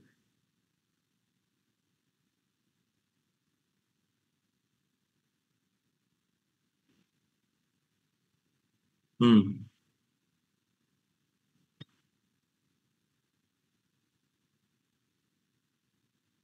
ம். Very good brother. அதாவது என்னன்னா, எதையுமே சார்ந்து வாழக்கூடிய ஒரு சூழல்ல நம்முடைய பிதாவாகிய தேவன் இல்ல. அதனாலதான் அவர் சொல்றாரு, ஐ எம் தட் ஐ எம் அப்படிங்கிறார். ஸோ சகோதரி கரோலின் சிஸ்டர், நீங்க நிறைய இந்த கேள்வி நிறைய பேர் ஹேண்ட் ரைஸ் பண்றோம். ரொம்ப சந்தோஷமா இருக்கு. பிரதர் அவர் வந்து self sufficient brother. Self sufficient, அதாவது அவருக்கு அவரே போதும் அப்படிங்கிறது. அவருக்கு எதுவுமே தேவையில்லை, எல்லாமே அவரால எண்ட்லெஸ் பிரதர். ஆரம்பமும் இல்ல முடிவும் இல்லைன்ற மாதிரி. Okay okay sister, very good. சகோதரி வின்சென்ட் அவர்கள் ஹேண்ட் ரைஸ் பண்ணிருக்கீங்க. பிரதர் இதே கருத்து தான் பிரதர். இன்னும் கொஞ்சம் ஒரு இது தமிழ்ல சொல்லணும். அவரு வந்து இந்த பிறப்புக்கும் அந்த மரணத்துக்கும் அப்பாற்பட்டவரா இருக்கிறார். அது ஒரு பிறப்புக்கும் ஒரு தோன்றுதல், அது ஒரு மறைதல் அப்படிங்கிற இதுக்கு வந்து அப்பாற்பட்டவரா இருக்கு. எப்பயுமே அவர் செல்ஃப் எக்ஸிஸ்டிங்கா இருக்கிறார். Okay, thank you brother. அதாவது வந்து பிறப்பும் மரணம் இது இது ரெண்டுக்கும் பிதாவாகிய தேவனுக்கும் சம்பந்தம் இல்லை அப்படிங்கிற ஒரு பாயிண்ட் சகோதரர் சொல்லியிருக்காங்க. சகோதரர் எட்வின் அவர்கள், நீங்க சார் எட்வின் பேர். ஒரு அடிஷனல் பாயிண்ட் ஒண்ணுன்னா, ஜென்ரலா பார்க்கும்போது நம்ம வந்து அதான் இருக்கிறவராக இருக்கிறவருக்கு என்ன சொல்றோம்னா அந்த ஆல்பா அண்ட் ஒமேகா. ஸோ பிகினிங்கும் அவர் தான், எண்டும் அவர் தான். ஆக மொத்தம் என்னன்னா அதுக்கு அது இன்ஃபினிட்டி மாதிரி அதுக்கு மீன் பண்ணலாம். ஸோ அதுக்கு முடிவும் கிடையாது, தோற்றமும் கிடையாது. அது க்ளோஸ் லூப் மாதிரி அது போயிட்டு தான் இருக்கு. Okay okay okay, very good. இப்ப அடுத்த கேள்வி என்ன அப்படின்னு பார்க்கும் பொழுது, பிதாவாகிய தேவனை குறிச்சு நம்ம வந்து பேசணும், அவருக்கு தொடக்கம் இல்லை முடிவு இல்லை அப்படின்னு சொல்லிட்டு. அப்படின்னா தமிழ் தாமே ஜீவன் இருக்கக்கூடிய தன்மையில அடுத்து நம்முடைய ஆண்டவராக இயேசு கிறிஸ்து தேவன் என்ன பண்றாருன்னு ஒரு வாய்ப்பு கொடுக்கிறார். அவர் வந்து உயர்த்துறாருன்னு பாக்குறோம். அவரை உயர்த்தினதற்கும் பிதாவாகிய தேவனுக்கும் ஒரு பெரிய ஒரு டிஃபரன்ஸ் இருக்கு. இப்ப இயேசு கிறிஸ்து சாகாமையில் இருக்கிறார். ஒருவேளை தேவன் விரும்பினா, நாம சபையா மாறினா நம்மளும் அந்த ஒரு சாகாமிக்குள்ள போறோம். பட் இயேசு கிறிஸ்துவும் சர்ச்சும் சாகாமிக்குள்ள போய் அவர்கள் தமிழ் தாமே ஜீவனுடையவர்களா இருக்கக்கூடிய ஒரு சூழ்நிலைக்கு வந்த பிறகு கூட பிதாவாகிய தேவனுக்கும் நமக்கும் கிறிஸ்துவுக்கும் இருக்கக்கூடிய அந்த ஒரு விஷயத்துல ஒரு பெரிய ஒரு என்ன சொல்றதுன்னா ஒரு புரிதல்ல ஒரு சின்ன டிஃபரன்ஸ் இருக்கு. நான் திரும்ப கேள்வி ஷார்ட்டா சொல்லிடுறேன், நம்மளை விட்டுலாம். இயேசு கிறிஸ்து இப்ப சாகாமையில் இருக்கார். பிதாவாகிய தேவன் இருக்கிற தன்மைக்கு அவர் உயர்த்தப்பட்டுட்டார். அவருக்கும் பிதாவாகிய தேவனுக்கும் இருக்கக்கூடிய ஒரு சின்ன ஒரு வித்தியாசம் ஒண்ணு இருக்கு. தன்மையில கிடையாது, அது ஒரு பாயிண்ட்ல ஒரு வித்தியாசம் இருக்கு. அது என்னன்றது யாராவது கெஸ் பண்ண முடியுமா? சாகாமைன்றது ஓகே ஓகே சார், ஒரு வின்சென்ட் அவர்கள். தன்மையில மட்டும், தன்மையில வித்தியாசம் என்ன பிரதர்? அந்த பிதாவாகிய தேவனுங்கிறது ஃபர்ஸ்ட் வந்து அவர் தான் வந்து செல்ஃப் எக்ஸிஸ்டிங் பர்சன். அவர் ஜனிப்பிக்கப்பட்டவர் தான் ஆண்டவராகிய இயேசு கிறிஸ்து. அந்த ஒரு பாயிண்ட் என்ன அப்படின்னு பார்க்கும்போது, எப்பயுமே வந்து அவர் தேவனுக்கு இந்த கீழ்ப்பட்டு தான் இருப்பேன், நான் எப்பயுமே அவருக்கு கீழே தான் இருப்பேன் அவரே வந்து பல தடவை சொல்லியிருக்காரு, பல தடவை வசனத்துல சொல்லியிருக்காரு. சோ அந்த டிஃபரன்ஸ் தான் நான் ஃபீல் பண்றேன். Okay brother, very good. நீங்க வந்து குணலட்சணத்தின் அடிப்படையில கிறிஸ்து எப்பொழுதுமே தேவனுக்கு கீழ்ப்படிவார், அவருக்கு ஈக்குவலா இருக்கிற விஷயத்த கிளைம் பண்ண மாட்டார் அப்படிங்கிற ஒரு பாயிண்ட் சொல்லியிருக்கீங்க. இதுவும் ஒரு ஏற்புடையதா இருக்கு. நம்ம எதிர்பார்க்கிற பதில் இன்னும் கொஞ்சம் வித்தியாசமானது. சகோதரர் பிரின்ஸ் டேனியல், நீங்க ஷேர் பண்ணலாம். அடிஷனல் பாயிண்ட் தான் என்னன்னா, தேவனுக்கு வந்து தொடக்கம் இல்லை, கிறிஸ்துக்கு வந்து தொடக்கம் இருக்கு. ஏன்னா அவர் சிருஷ்டிக்கப்பட்டார். நம்ம எதிர்பார்த்த பதில் இதை. ஏன்னா தமிழ் தாமே ஜீவனுடையவரா இருக்கிறார் அப்படின்ற ஒரு பாயிண்ட்ல நம்ம அதிகமா வேணா பிதாவாகிய தேவனை மைண்ட்ல வச்சுதான் பேசணும். அந்த கருத்து தவறு கிடையாது. நம்ம என்ன சொன்னோம்னா, தமிழ் தாமே ஜீவனுடையவரா இருக்கிறார் அப்படிங்கிற பாயிண்ட்ல பிகினிங் எண்ட் இல்லை அப்படின்னு பேசணும். இப்ப அடுத்து இயேசு கிறிஸ்து அந்த நிலைக்கு உயர்த்தப்பட்டாரு. தேவனுக்கு சித்தம் இருந்தா நம்மளும் உயர்த்தப்பட போறோம். அப்படி இருக்கும்போது நமக்கும் இயேசு கிறிஸ்துக்கும் சேர்ந்தாப்புல இருக்கக்கூடிய பிதாவாகிய தேவனுக்கும் இருக்கக்கூடிய ஒரு சின்ன வித்தியாசம் என்னன்னா, நமக்கும் கர்த்தராகிய இயேசு கிறிஸ்துக்கும் there is a beginning, ஒரு துவக்கம் இருக்கு. அவரு நீதிமொழிகள் 8ஆம் அதிகாரத்துல பாக்குறோம், அவர் வந்து ஜனிப்பிக்கப்பட்டிருக்கார் தேவனுக்குள்ள இருந்து. ஒரு பிகினிங் இருக்கு. சபையின் பிள்ளைகளா இருக்கக்கூடிய நாம் கூட இங்கேயே ஜனிப்பிக்கப்படுறோம். தேவனுடைய சிந்தைகளை வச்சு தேவன் என்ன பண்றாருன்னா, புது சிருஷ்டிகளா நம்ம என்ன பண்றாருன்னா அவரு ஜனிப்பிக்கிறார் சத்திய வசனத்துல பாக்குறோம். பட் நமக்கும் கிறிஸ்துவுக்கும் இல்லாத ஒரு விஷயம், நமக்குலாம் பிகினிங் இருக்கு, பிதாவாகிய தேவனுக்கு பிகினிங் இல்லை. அப்ப தமிழ் தாமே ஜீவனுடையவரா இருக்கிறார் பிதாவாகிய தேவன் பார்க்கும் பொழுது, இந்த பாயிண்ட் பிகினிங் அண்ட் எண்ட் இல்லைன்ற பாயிண்ட்டை நம்ம அவருக்கு மட்டுமே நம்ம பொருத்தி பார்க்க முடியும் அப்படிங்கிற ஒரு விஷயத்தை நம்ம பார்க்குறோம். ஸோ அடுத்ததான் இதே பேராகிராஃப்ல சில டிரான்ஸ்லேஷன் மிஸ்டேக்ஸை வந்து பிரதர் வந்து கோட் பண்றார். அவர் ஆக்சுவலா என்ன சொல்ல வரார் அப்படிங்கிறத ஒரு கேள்வியாவே நம்ம கேட்கிறோம். அவர் கர்த்தர் என்னும் தடித்த எழுத்துக்களில் மொழிபெயர்க்கல அப்படிங்கிற பாயிண்ட்ல பேசுறாரு இல்லைங்களா? அது எல்லாருக்குமே அது அண்டர்ஸ்டாண்ட் ஆயிருக்குமா அப்படிங்கிறது தெரியல. இங்கிலீஷ்ல கொஞ்சம் பெட்டரா இருக்கும். இதை குறித்து படிச்ச சகோதர சகோதரிகள் உங்களுடைய ஒப்பீனியன்ஸை நீங்க என்ன பண்ணலாம்னா ஷேர் பண்ணலாம். என்ன ஆக்சுவலா அங்க சொல்ல வரார் பிரதர் அப்படிங்கிற பாயிண்ட். கார்த்திக் பிரதர். பிரதர் என்ன சொல்ல வர்றார் அப்படின்னு பாத்தீங்கன்னா, யெகோவா என்னும் நாமம் உள்ளவராக அவரு வெளிப்படும் போது, யெகோவா என்பதற்கு தமிழ் தாமே ஜீவனுடையவர், அவர் சாகாமை உள்ளவர் என்று நம்ம பார்த்தோம். ஆனா அவர் ஆபிரகாம் ஈசாக்கெல்லாம் நம்ம பார்க்கும்போது அவரு சர்வ வல்லமுள்ள தேவனா அவர் தன்னை வெளிப்படுத்தி இருக்கிறாரு அப்படின்னு குறிப்பிட்டிருக்காரு. ஆனா நிறைய இடங்கள்ல யெகோவா என்ற வார்த்தையே வந்து பைபிள்ல நூற்றுக்கணக்கான மேல இடங்கள்ல இருந்தாலும், ஆனா அதை மொழிபெயர்ப்பாளர்கள் என்ன பண்ணியிருக்காங்க அப்படின்னு பாத்தீங்கன்னா, கர்த்தர் அப்படின்னு சொல்லிட்டு அவங்க மொழிபெயர்த்திருக்காங்க தவறுதலா. அதனால அதை புரிந்து கொள்ளுறவங்க எல்லாம் கர்த்தர் அப்படின்னு சொன்னாலே அது எல்லாமே சர்வ வல்லமையுள்ளவர் அப்படி அந்த தன்மையிலேயே அதை புரிஞ்சிக்கக்கூடிய ஒரு மனநிலை ஏற்பட்டுரும். ஆனா அது யெகோவா அப்படின்னு சொன்னா அது தமிழ் தாமே ஜீவனுடையவர், அது சாகாமை உள்ளவர் என்பதை குறிக்கிறது அப்படின்னு சொல்லிட்டு இங்க குறிப்பிடப்பட்டிருக்கின்றது. ஆனா அது வந்து லிட்டில் பிட் டிஃப்ரெண்ட் கொஞ்சம் கொடுத்துருக்காங்க. ஆனா கர்த்தர் என்ற வார்த்தை மட்டும் அவங்க தடித்த எழுத்துக்களால அதாவது போல்டா கொடுத்துருக்காங்க அப்படின்னு சொல்லிட்டு அந்த ஒரு வித்தியாசம் மட்டும்தான் காணப்படுது. மற்றபடி யெகோவான்றது அவங்க டைரக்டா அதை யெகோவான்னு அவங்க மொழிபெயர்க்காம விட்டாங்க அப்படின்னு சொல்லி. Okay okay brother, thank you. So சகோதரர் அருமையா விளக்கம் கொடுத்தார். அதே தான் நம்ம திருப்பி ரிப்பீட் பண்றோம். என்ன ஒரு பாயிண்ட் அப்படின்னு பார்க்கும்பொழுது, இங்கிலீஷ்ல வந்து லார்ட் அப்படிங்கிற ஒரு வார்த்தை என்ன பண்ணப்படுதுன்னா பயன்படுத்தப்படுது. லார்ட் அப்படிங்கிறது சம்டைம்ஸ் வந்து போல்டாகவும் இல்லை வந்து கேபிட்டல் லெட்டர்லயும் வந்து சில இடத்துல கொடுத்துருப்பாங்க. ஸோ எல்லா இடங்கள்லையும் பிதாவாகிய தேவனுடைய நாமம் வரும்பொழுது யெகோவா தான் வந்திருக்கணும். பட் மொழிபெயர்ப்பாளர்கள் வந்து பார்க்கும் பொழுது கர்த்தர் அல்லது லார்ட் அப்படிங்கிற ஒரு வார்த்தை என்ன பண்ணாங்கன்னா பயன்படுத்துறாங்க.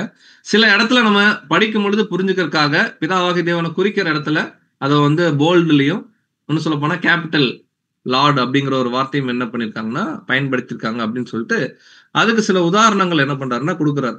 இதுல என்ன ஆச்சரியம்னா, சில இடத்துல நம்முடைய ஆண்டவராகிய இயேசு கிறிஸ்துக்குமே யெகோவா அப்படிங்கிற ஒரு நாமம் இருக்கக்கூடிய சில வசனங்கள் என்னன்னு கேட்டீங்கன்னா நம்முடைய பரிசுத்த வேதாகமத்தில் இருக்கு. பட் அதையுமே நம்ம எப்படி புரிஞ்சுக்கணும் அப்படிங்கறது என்ன பண்றாங்கன்னா சகோதரர்கள் பின்னாடி எழுதுறாங்க. ஸோ இப்போ நம்ம அடுத்த ஒரு பேராகிராஃப்குள்ள போலாம். வாசிக்கும்படி அன்பு சகோதரர் எலிசபெத் அவர்களை கேட்டுக்கொள்கிறோம். மேலும் அப்படிங்கிற அந்த வரியிலிருந்து மேலும் மோசே, இஸ்ரவேலே கேள், நம்முடைய தேவனாகிய யெகோவா ஒருவரே கர்த்தர். நீ உன் தேவனாகிய கர்த்தரிடத்தில் உன் முழு இருதயத்தோடும் உன் முழு ஆத்மாவோடும் உன் முழு பலத்தோடும் அன்பு கூறுவாயாக என்று கூறுகிறார். இந்த பகுதியை தான் கர்த்தராகிய இயேசு கிறிஸ்து சத்தியத்தின் அடிப்படை கொள்கையாக எடுத்து எம்பினார். இயேசுவிடம் கற்பனைகளில் எல்லாம் பிரதான கற்பனை என்ன என்று கேட்டபொழுது, உன் தேவனாகிய கர்த்தரிடத்தில் உன் முழு இருதயத்தோடும் உன் முழு ஆத்மாவோடும் உன் முழு மனதோடும் அன்பு கூறுவாயாக என்றார். மறுபடியும், நான் யெகோவா, இது என் நாமம், என் மகிமையை வேறொருவனுக்கும் என் துதியை விக்கிரகங்களுக்கும் கொடேன் என வாசிக்கிறோம். இந்த வேத பகுதி நமக்கு கற்பிப்பது என்னவென்றால், யெகோவா என்ற தனிப்பெரும் நாமம் பிதா ஒருவரையே குறிப்பிடுமாகையால் வேறு எவருக்கும் இந்த மகிமை கிடையாது என்பதாகும். அவர் ஜோதிகளின் பிதா, மாறாத தன்மையுடையவர் என்பதை நமது கவனத்தில் கொள்ள வேண்டும். இதற்கு பின்னர் மேசியாவை குறித்து சொன்ன தீர்க்க தரிசனத்தில் அவரை பற்றி யெகோவா தேவனுடைய கௌரவிக்கப்பட்ட தெரிந்து கொள்ளப்பட்ட குமாரன், ஊழியக்காரன் என்று கூறப்படுகிறது. மேலும் அவரை குறித்து கூறுகிறதாவது,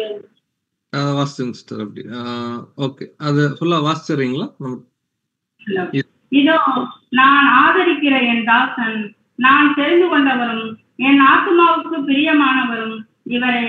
என் ஆவியை அவர் மேல் அமர பண்ணினேன். அவர் புறஜாதிகளுக்கு நியாயத்தை வெளிப்படுத்துவார்.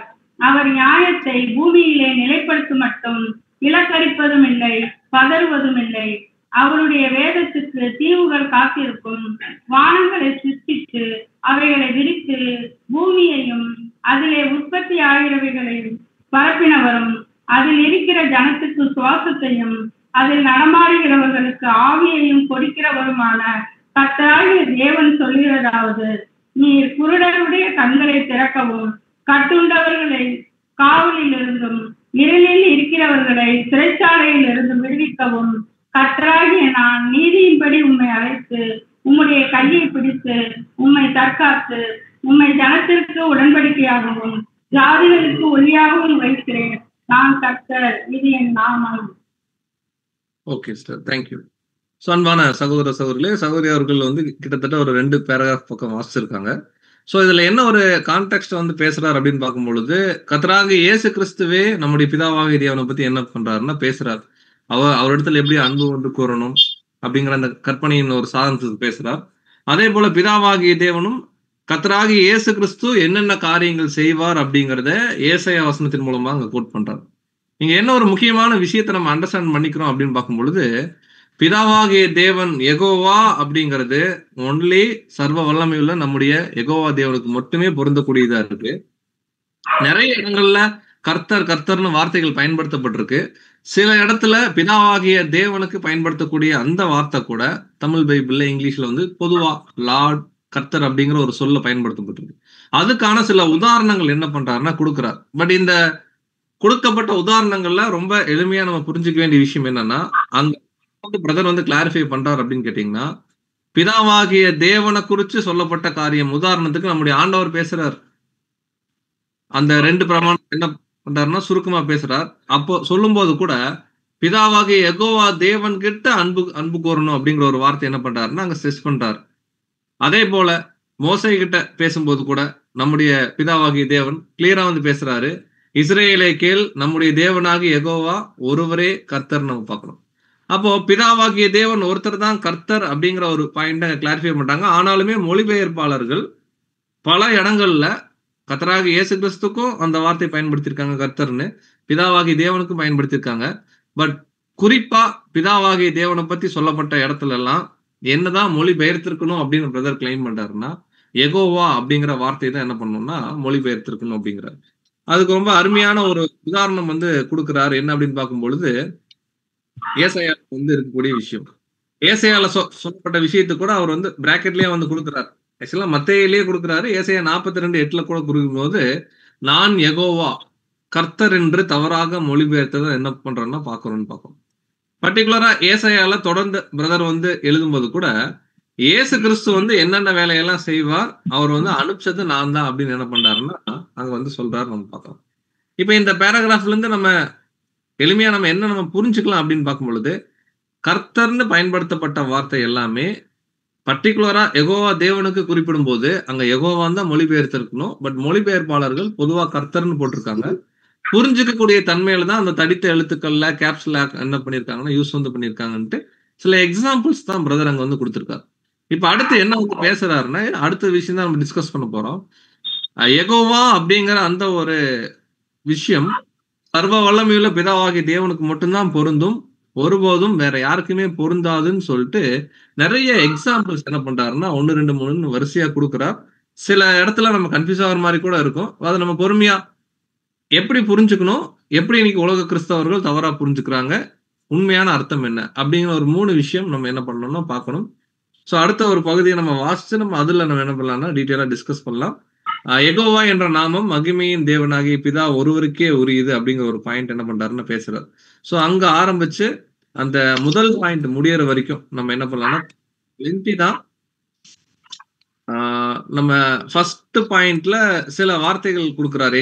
எது வரைக்கும் வாசிக்கலாம்னா அந்த ஹெட்டிங்ல இருந்து கிறிஸ்துவுக்கு சரிவர பொருந்தாது அப்படிங்கிற அந்த ஃபர்ஸ்ட் 2 பேராகிராஃப் மட்டும் வாசிக்கும்படி கேட்டுக்கொள்கிறோம். யார் வாசிக்கிறீங்க?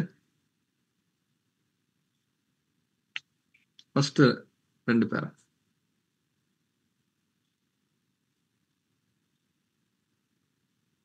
ஓகே, ரோஸ்லின் சிஸ்டர் நீங்க வாசிங்க. ஸ்தோத்திரம். யெகோவா என்ற நாமம் மகிமையின் தேவனாகிய பிதா ஒருவருக்கே உரியது. வேதாகமத்தில் பல இடங்களில் யெகோவா என்று வருவதெல்லாம் கர்த்தராகிய இயேசு கிறிஸ்துவுக்கும் பொருந்தும் என்றும், ஆகையால் இது பிதாவாகிய தேவன் ஒருவருக்கே பொருந்தும் விசேஷ பெயர் அல்ல என்று பலர் கூறுகின்றனர். இது தவறு. அவர்கள் வாதத்தை ஆதரிக்கிறதாக கூறுகிற வசனத்தை ஆராய்வோம். மேலே சொன்ன வசனங்கள் யெகோவா என்ற நாமமுடைய தம்மில் தாமே ஜீவன் உடையவராய் இருக்கிற பிதா ஒருவரையே குறிக்கும் என்பதை நிரூபிப்போம். இயேசு கிறிஸ்துவையும் கர்த்தர் என்று குறிக்கும் சொல் எரேமியா தீர்க்க தரிசனத்தில் இதோ நாட்கள் வரும் என்று கர்த்தர் சொல்லுகிறார். அப்பொழுது தாவீதுக்கு ஒரு நீதி உள்ள கிளையை எழும்ப பண்ணுவேன். அவர் ராஜாவா இருந்து ஞானமாய் ராஜரீகம் பண்ணி பூமியிலே நியாயத்தையும் நீதியையும் நடப்பிப்பார். அவருக்கு இடும் நாமம் நமது நீதியா இருக்கிற கர்த்தர் என்பதே என்று கூறப்பட்டுள்ளது. இந்த இடத்தில் கர்த்தராகிய இயேசு கிறிஸ்துவையும் அவருடைய 1000 வருட அரசாட்சியையும் குறிப்பிடுகிறது. நமது நீதியா இருக்கிற கர்த்தர் என்ற சொல் எபிரேய பாஷையிலே யெகோவா சிட்கேனோ ஆகும். இதை மொழி பெயர்த்தவர் பிதாவுக்கு கொடுக்கும் மகிமையை இயேசுவுக்கு தர வேண்டும் என்ற ஆர்வத்தில் கர்த்தர் என்று மொழிபெயர்த்து விட்டார். இதை மொழிபெயர்ப்பாளர் சரியாக பெயர்த்திருக்க வேண்டுமானால் யெகோவாவின் நமது நீதிபரர் என மொழி பெயர்த்திருக்க வேண்டும். இந்த பெயர் கர்த்தராகிய இயேசு கிறிஸ்துவின் கிரியைகளுக்கும் ஆட்சிக்கும் எவ்வளவு பொருத்தமாக இருக்கிறது. தேவ நீதியின் பிரதிநிதியாக இயேசு கிறிஸ்து விளங்குகிறார். தேவ நீதி விளங்க ஆதாமுக்கு ஈடு பலியாக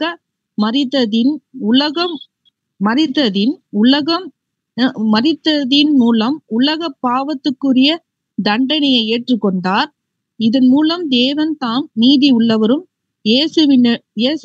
இயேசுவினிடத்தில் விசுவாசம் இருக்கிறவனை நீதிமானாக்குறவருமாய் விளக்குகிறார். எனவே இந்த பெயரை தவிர வேற எந்த பெயரும் கிறிஸ்துவுக்கு சரிவர பொருந்தாது. போதும் சிஸ்டர். அன்பான சகோதர சகோதரர்களே, என்ன மாதிரி பேட்டர்ன்ல நம்ம கொண்டு போக போறோம் பின்னாடி வரக்கூடிய ஸ்டடீஸ்ன்றதை உங்களுக்கு முன்னாடியே நம்ம சொல்லிடுறோம். கிளியரா பிரதர் எப்படி ஆரம்பிக்கிறாங்கன்னா, யெகோவா அப்படிங்கிற நாமம் பிதாவாகிய தேவனுக்கு மட்டும்தான் பொருந்தும், கர்த்தராகிய இயேசு கிறிஸ்துக்கு என்ன ஆகாது, பொருந்தாதுங்கிறாரு. ஆனாலும் அநேக பெயர் கிறிஸ்தவர்கள் இந்த யெகோவான்ற நாமம் வந்து பிதாவாகிய தேவனுக்கு பொருந்தும், கர்த்தராகிய இயேசு கிறிஸ்துக்கும் பொருந்தும்னு சொல்லி கிளைம் பண்றாங்க. அதுக்கு சில வசனங்கள் எல்லாம் என்ன பண்றாங்கன்னா மேற்கோள் காட்டுறாங்க. ஆனா அந்த வசனத்தை அவங்க ராங்கா அண்டர்ஸ்டாண்ட் பண்ணிக்கிட்டாங்க. நாம கரெக்டா அண்டர்ஸ்டாண்ட் பண்ணலாம்னு சொல்லி 1 2 3 பாயிண்ட் கொடுக்குறாரு. இப்ப நம்ம ஃபர்ஸ்ட் பாயிண்ட்ல அந்த அறிமுக விஷயத்தை மட்டும் வாசிச்சிருக்கிறோம். இப்ப முதலாவது பாயிண்ட்ல நம்ம இந்த ஃபர்ஸ்ட் பாயிண்ட்ன்றால நம்ம வந்து கேள்வி என்னன்றதை நம்ம சொல்லிடுறோம், பதில் என்னன்றதை நீங்க சொல்லுங்க. அடுத்தடுத்த பாயிண்ட் வரும் பொழுது கேள்வியும் நம்ம தான் கண்டுபிடிக்கணும், பதிலும் நம்ம தான் கண்டுபிடிக்கணும். அப்போ ஃபர்ஸ்ட் சொல்லப்பட்ட வசனத்துல சரி ஒரு கேள்வியாவே வச்சிருவோம், நம்மளே அதிகமா பேசுற மாதிரி இருக்கு. எரேமியா 23:5 வரைக்கும் பிரதர் ஒரு வசனத்தை கோட் பண்றார். கோட் பண்ணிட்டு இங்க கர்த்தராகிய இயேசு கிறிஸ்துவை யெகோவா தேவன், அதாவது அங்க கர்த்தர்ன்னு வர இடத்துல நீங்க யெகோவான்னு புரிஞ்சுக்குங்க, அவருக்கு ஈக்குவலா வந்து புரிஞ்சு பேசுறாங்க அப்படின்னு சொல்லி அந்த வசனத்தை கோட் பண்றாரு. இப்ப கேள்வி என்னன்னா, அந்த வசனத்துல நம்முடைய ஆண்டவராக இயேசு கிறிஸ்துவை யெகோவா தேவனுக்கு ஈக்குவலா சொல்ற மாதிரி என்ன இருக்கு, இதுதான் கேள்வி. இது என்ன கேள்வின்றத நம்ம என்ன பண்ணோம்னா ஃபர்ஸ்ட் கண்டுபிடிக்கணும், அப்புறம் அதனுடைய பதில் நம்ம டிஸ்கஸ் பண்ணலாம். ஆக்சுவலா அந்த வசனத்துல என்ன டவுட், பெயர் கிறிஸ்தவர்கள் எப்படி அதை கிளைம் பண்றாங்க, ஆக்சுவல் ட்ரூத் என்ன அப்படின்னு நம்ம பார்க்கணும். ஸோ இப்போ முதல்ல நம்ம என்ன கேட்கிறோம்னா, எரேமியால கோட் பண்ண வசனத்துல ஆக்சுவலா என்ன கேள்வின்னு பிரதர் நம்ம கிட்ட சொல்லிட்டு இருக்காரு. ஏன்னா இதை நம்ம அண்டர்ஸ்டாண்ட் பண்ணாதான் அந்த கேள்விக்குண்டான பதிலை நம்ம பிரிச்சு நம்ம டிஸ்கஸ் பண்ண முடியும். ஓகே, எலிசபெத் சிஸ்டர் கொஞ்சமா கை தூக்குறீங்க, சொல்லுங்க சிஸ்டர். இதுல வந்து ஏதோ நாட்கள் வரும் என்று கர்த்தர் சொல்லுகிறாருன்னு வருது இல்ல. அப்ப அப்பொழுது தாவீதுக்கு ஒரு நீதியுள்ள கிளையை எழும்ப பண்ணுவேன் அப்படின்னா அந்த அந்த தாவீதோட இதுல அந்த ஈசாயோட வேர்ல வந்து அந்த நீதியுள்ள கிளை வந்து இயேசு கிறிஸ்து வந்து எழும்ப வருவாரு. அவர் வந்து ராஜாவா இருந்து 1000 வருஷ அரசாட்சியில ஞானமாக ராஜரிகம் பண்ணி பூமியில வந்து நியாயத்தையும் நீதியையும் நடத்திப்பார். இது அவருக்கு நாம வந்து நீதியா இருக்கிற கர்த்தர். இந்த இடத்துல வந்து இயேசு கிறிஸ்துவ வந்து கர்த்தர்னு சொல்லப்பட்டிருக்குன்னு நம்ம சொல்றோம். Very very good sister. So சகோதரி வந்து கேள்வியை கரெக்டா அண்டர்ஸ்டாண்ட் பண்ணிக்கிட்டாங்க. ஆக்சுவலா பிரதர் என்ன சொல்றாருன்னா, மற்ற கிறிஸ்தவர்கள் எப்படி வந்து கிளைம் பண்றாங்கன்னா, பாருங்க கர்த்தராகிய தேவன் சொல்றாரு அப்படின்னு பார்க்கும்போது அது வந்து பிதாவாகிய தேவன். அவர் என்ன சொல்றாருன்னா, நீதியுள்ள ஒரு கிளையை எழும்ப பண்ணுவேன் தாவீதுடைய வம்சத்துல. யார பத்தி பேசுறாருன்னா பிதாவாகிய தேவன் கர்த்தராகிய இயேசு கிறிஸ்து பத்தி பேசுறாரு. இயேசு கிறிஸ்து பத்தி பேசிட்டு அவர் நீதியாய் அரசாளுவார் அப்படி இப்படின்லாம் சொல்லிட்டு அவருடைய பேரை சொல்லி பார்க்கும்பொழுது நமது நீதிபரராய் இருக்கிற கர்த்தர் என்கிறது தானே அவருடைய பேருன்றார். சோ 2 கர்த்தர் வருது. ஒன்னு பிதாவாகிய தேவனை குறிக்குது, இன்னொன்னு கர்த்தராகிய இயேசு கிறிஸ்து குறிக்குது. அப்ப கர்த்தர்னு வர இடத்துல எல்லாம் எகோவான்னு நம்ம பாத்துக்கிறோம். அப்ப எகோவான்ற நாமம் இயேசு கிறிஸ்துக்கும் பொருந்தும் அப்படிங்கறதா அவங்களுடைய வாதம். இல்ல இது வந்து மொழிபெயர்ப்பு பிழை, நீதியா இருக்கிற கர்த்தர் அப்படிங்கிறது அப்படி நம்ம புரிஞ்சுக்க கூடாது, அது மொழிபெயர்ப்பில் இருக்கக்கூடிய பிழை. இது பிதாவாகிய தேவனுக்கு சொல்லப்பட்ட வார்த்தை கிடையாது, கர்த்தராகிய இயேசு கிறிஸ்துடைய தன்மையை பத்தி பேசுதுன்னு சொல்லி விளக்கம் கொடுக்கிறார். இப்ப நம்ம கேள்வி டிஃபைன் பண்ணிட்டோம். இந்த வசனத்துல 2 கர்த்தர் வருது. ஒன்னு பிதாவாகிய தேவன், இன்னொன்னு கர்த்தராகிய இயேசு கிறிஸ்துன்னு வசனம் அப்படிதான் இருக்கு. ஆனா அவருக்கு பேர் கர்த்தர்னு கொடுக்கப்பட்டிருக்கு. இதனால எப்படி புரிஞ்சுக்கிறாங்கன்னா 2 பேரும் ஒண்ணுதான், 2 பேரும் யெகோவான்னு சொல்லிக்கலாம் அப்படின்றாங்க. இல்ல அப்படி அல்ல, நீதிபரரா இருக்கக்கூடிய கர்த்தருங்கிறது இயேசு கிறிஸ்து பேரை குறிக்குது, ஆனா கர்த்தருங்கிற நாமம் அவருக்கு இல்ல அப்படிங்கிறத விளக்கம் கொடுக்குறாரு, யெகோவான்ற நாமம் இல்லைன்றத. சோ இதுக்குண்டான பதில பிரதர் கீழே எழுதுறாரு. பதில யாராவது கொஞ்சம் எக்ஸ்பிளைன் பண்ண முடியுமா? கேள்வி சகோதரி அருமையா சொல்லிட்டாங்க, பதில நம்ம சொல்லணும். பிரதர் எழுதியிருக்காரு, அதான் நம்ம கேள்வியை கேட்கிறோம். முடிஞ்ச வரைக்கும் நமக்கு புரிஞ்சிருக்கும்னு விசுவாசிக்கிறோம். ஏன்னா இந்த பேட்டர்ன்ல தான் அடுத்து எல்லாமே போகும். பிதாவாகிய தேவனை பத்தி பேசுற மாதிரியே இருக்கும், ஆனா அங்க இயேசு கிறிஸ்து இருப்பாரு. அப்போ 2 பேரும் ஒண்ணுதானே, 2 பேருக்கும் ஒரே பேர் பொருந்துது அப்படிங்கிற மாதிரியே நிறைய வரும் வசனங்கள். அப்ப என்ன கேள்வி, நம்ம அண்டர்ஸ்டாண்டிங் என்ன, பெயர் கிறிஸ்தவர்கள் இந்த வசனத்தை எப்படி புரிஞ்சுக்கிறாங்க அப்படிங்கிறத நம்ம கிளாரிஃபை பண்ணணும். அகைன் இது ட்ரினிட்டியோட கான்செப்ட் தான், அது இல்லைன்றதை நம்ம ப்ரூவ் பண்ணணும். ஸோ இதனோட பதில பிரதர் கீழே எழுதியிருக்காரு, அதை படிச்சிருக்கோம். யாராவது அதை கொஞ்சம் விளக்கமா சொல்ல முடியுமா? மலர் சிஸ்டர் நீங்க ஷேர் பண்ணலாம். பிரதர் இங்க பிரதர் என்ன கோட் பண்ணிருக்காருன்னா, அந்த மொழி பெயர்த்தவங்க வந்து பிதாவுக்கு அந்த மகிமையை கொடுக்குறாங்க. அப்போ இயேசு கிறிஸ்துவுக்கும் வந்து அவங்க ஆர்வத்துல வந்து கிறிஸ்துவுக்கும் அதே மகிமையை தரணுன்றதுக்காக ஆர்வத்துல கர்த்தர் என்று தவற மொழிபெயர்க்கப்பட்டிருக்காருன்னு சொல்லியிருக்காங்க. அதாவது கர்த்தர் அப்படிங்கிற பாயிண்ட் கீழே வந்து கிளாரிஃபை வந்து பண்றாரு. கர்த்தர் என்று மொழிபெயர்த்துட்டாங்க, பட் இந்த மொழிபெயர்ப்பாளர் சரியான மொழிபெயர்ப்பு எப்படி இருந்திருக்கணும்னா யெகோவாவின் நமது நீதிபரர். சோ அங்க கர்த்தர்னு வர்றது பிதாவாகிய தேவன் தான், பட் இது எப்படி வந்திருக்கணும்னா பிதாவாகிய தேவனுடைய நமது நீதிபரர் யாருன்னா ஆண்டவராக இயேசு கிறிஸ்து. சோ அங்க நீதிபரருங்கிற வார்த்தை தான், நமது நீதியா இருக்கிறன்னு இருக்கு இல்லைங்களா, நமது நீதிபரர் அப்படிங்கிற ஒரு பாயிண்ட் தான் இயேசு கிறிஸ்துக்கு பொருந்தும். அங்க கர்த்தருங்கிற பாயிண்ட் எப்படி சொல்றாருன்னா தேவன் சார்பா அவர் இருக்கார். அதான் அந்த மொழிபெயர்ப்ப சொல்றாரு, யெகோவாவின் நமது நீதிபரர். அப்ப பிதாவாகிய தேவன் சார்புல நமக்கு ஒரு நீதிபரர் இருக்காரு. அவர் யாருன்னா நம்முடைய ஆண்டவர். அவர் நீதியாய் அரசாட்சி பண்ணுவார். அவர் தான் தாவீதுடைய வேர் அப்படிங்கிறது என்ன பண்றாருன்னா பின்னாடி டீட்டெயில் கொடுக்குறார். ஸோ இந்த பேட்டர்ன்ல தான் வந்து பாத்தீங்கன்னா எல்லா சினாரியோஸுமே போகும். ஸோ அடுத்து இதுலயே இன்னும் டீட்டெயிலிங் கொடுக்குறாரு. இதோ தீர்க்கதரிசி சொன்ன இந்த சொற்றொடரை அப்படிங்கிற பாயிண்ட்ல இருந்து ஆல்மோஸ்ட் எது வரைக்கும் நம்ம வாசிக்கலாம் அப்படின்னு கேட்டீங்கன்னா வெளிப்படுத்தல் 3:12 இருக்கு இல்லைங்களா, அடுத்த 2 பேராகிராஃபை நம்ம வாசிக்கலாம். பிரதர் கார்த்திக் நீங்க வாசிக்கிறீங்களா? ஓகே.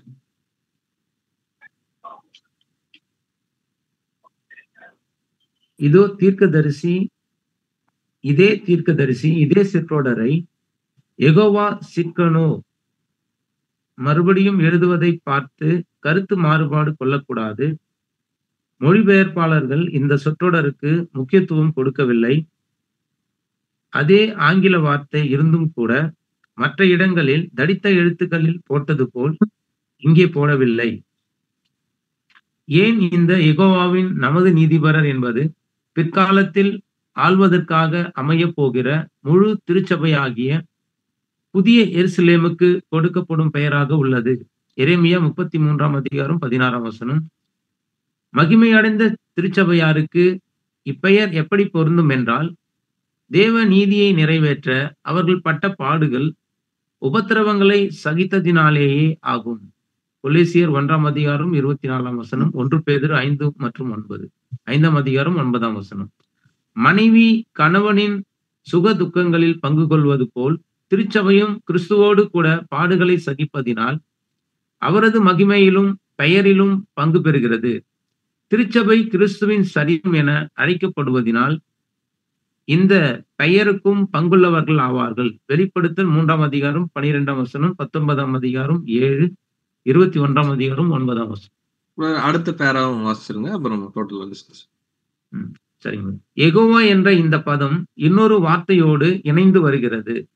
ஆபிரகாம் தன் குமாரனாகி ஈசாக்கை பலியிட்ட மலை, ஈசாக்குக்கு பதிலாக ஒரு ஆட்டுக்கிடா கொடுக்கப்பட்ட இடம், தெய்வாதீனமாக தமது குமாரனுக்கு பதிலாக ஆட்டுக்குட்டியை பலியிட்டதால் அந்த மலைக்கு ஆபிரகாம் யெகோவா ஈரே என்று அழைத்தான். இதற்கு பொருள் யெகோவாவுடைய பர்வதத்திலே பார்த்து கொள்ளப்படும். ஆதியாகமம் 22ஆம் அதிகாரம் 14ஆம் வசனம் என்பதாகும். மோசே தான் கட்டிய பலிப்பிடத்திற்கு யெகோவா நிசி என்று பெயரிட்டான். அதற்கு யெகோவா என் கொடி என்று அர்த்தமாம். யாத்திராகமம் 17ஆம் அதிகாரம் 15ஆம் வசனம். கிதியோன் ஒரு பலிபிடத்தை கட்டி யெகோவா ஷாலோம் என பெயரிட்டான். அதற்கு யெகோவா சமாதானம் என்று பொருளாகும். நியாயாதிபதிகள் 6ஆம் அதிகாரம் 23 மற்றும் 24. வரவிருக்கிற நகரத்தை குறித்து தீர்க்க தரிசனம் கூறுகையில் யெகோவா சம்மா என குறிப்பிடுகின்றார். அதற்கு யெகோவாவின் அதிசயம் என்று பொருள். எசேக்கியேல் 48ஆம் அதிகாரம் 35. ஸோ அன்புக்குரிய சகோதரர்கள், இந்த டீட்டெயிலா இந்த பேராகிராஃப் வாசிச்சிருக்கோம். பிரதர் என்ன வந்து அங்க எழுதுறார் அப்படின்னு பார்க்கும் பொழுது, ஆக்சுவலா தலித்த எழுத்துக்கள்ல கர்த்தர்னு கொடுக்கப்பட்டிருக்கணும். அங்க வந்து கோட் பண்ண வசனத்துல, மேல கோட் பண்ண வசனத்துல ஏன் பின்னாடி வந்து கொடுக்கப்படல அப்படிங்கிறதுதான் டீடைலிங் கொடுக்குறார். டீடைலிங்ல எப்படி வந்து கொடுக்குறாருன்னா, யெகோவா நமது நீதிபரர் அப்படிங்கிற இந்த பாயிண்ட் பிதாவாகிய தேவனுக்கு அது பொருந்தாது. யெகோவான்றது மட்டும்தான் அவருடைய பேரு. நமது நீதிபரருங்கிறது ஆண்டவராக இயேசு கிறிஸ்துக்கு தான் பொருந்தது. ஏன் சர்ச்சு கூட பொருந்துமே ஃபியூச்சர்ல அப்படின்னு என்ன பண்றாருன்னா விளக்கம் கொடுக்குறாரு. நம்முடைய கேள்வி என்ன அப்படின்னு பார்க்கும் பொழுது, இப்ப நம்ம பார்த்துட்டு இருக்கக்கூடிய யெகோவா தேவன் அப்படிங்கிற பேரு பிதாவாகி தேவனுக்கு மட்டும்தான் பொருந்தும், ஆண்டவருக்கு பொருந்தாதுங்கிறது தான் விளக்கம் கொடுத்துட்டு வர்றாரு. அதுல மேல கோட் பண்ண வசனத்துக்கு தான் இப்ப விளக்கம் கொடுத்துட்டு வர்றாரு. நம்ம ஃபர்ஸ்ட் பாயிண்டா நம்ம பார்த்துருக்கிறோம். ஸோ எந்த வசனத்தை வந்து பிரதர் அங்க கோட் பண்றாங்கன்னா எரேமியா 23:5-6 அதுக்குதான் விளக்கம் கொடுத்துட்டே வர்றாரு. ஸோ இந்த தீர்க்கதரிசி இந்த சொற்றொடரை மறுபடியும் எழுதுவதை பார்த்து கருத்து மாறுபாடு கொள்ளக்கூடாது. மொழிபெயர்ப்பாளர்கள் இந்த சொற்றொடரை முக்கியத்துவம் கொடுக்கல. அதே ஆங்கில வார்த்தை இருந்தும் கூட மற்ற இடங்கள்ல தடித்தெழுத்துக்களை போட்ட மாதிரி இந்த இடத்துல கர்த்தருங்கிற பாயிண்ட்டுக்கு, லார்டுங்கிற பாயிண்ட்டுக்கு போடல அப்படின்ட்டு யெகோவா நமது நீதிபரருங்கிற விஷயத்த சர்ச்சோட என்ன பண்றாருன்னா கிறிஸ்துவோடையும் கம்பேர் பண்றாரு. இப்ப கேள்வி ஒரே ஒரு கேள்விதான் இந்த பாயிண்ட்ல, யெகோவா நமது நீதிபரருங்கிற இந்த வார்த்தை கிறிஸ்துவுக்கும் சர்ச்சுக்கும் பொருந்தும் அப்படிங்கிற பாயிண்ட சொல்லிட்டார். அதை சொல்லிட்டு பின்னாடி நிறைய யெகோவா ஷம்மா, யெகோவா ஷாலோம் இல்லைங்களா, யெகோவா ஈரே அப்படிங்கிற வார்த்தையெல்லாம் சொல்லப்பட்ட வசனங்கள் எல்லாம் கோட் பண்றார். ஏன் இதை வந்து கோட் பண்றார்? இதுக்கும் மேல சொல்லப்பட்ட யெகோவா நமது நீதிபரர் அப்படின்னு சொல்லப்பட்ட வார்த்தைக்கும் என்ன ஒரு ஒற்றுமை அப்படிங்கறத நம்ம கேள்வியா கேட்கிறோம். ரொம்ப எளிமையான ஒரு கேள்வியா இருக்குன்னு விசுவாசிக்கிறோம். அதை புரியறதுக்காக தான் கீழே கோட் பண்றாரு. அது என்ன அப்படிங்கறத அண்டர்ஸ்டாண்ட் ஆனவங்க நம்ம ஷேர் பண்ணலாம். யார் ஹேண்ட் ரைஸ் பண்றீங்க? Okay, Sonia sister.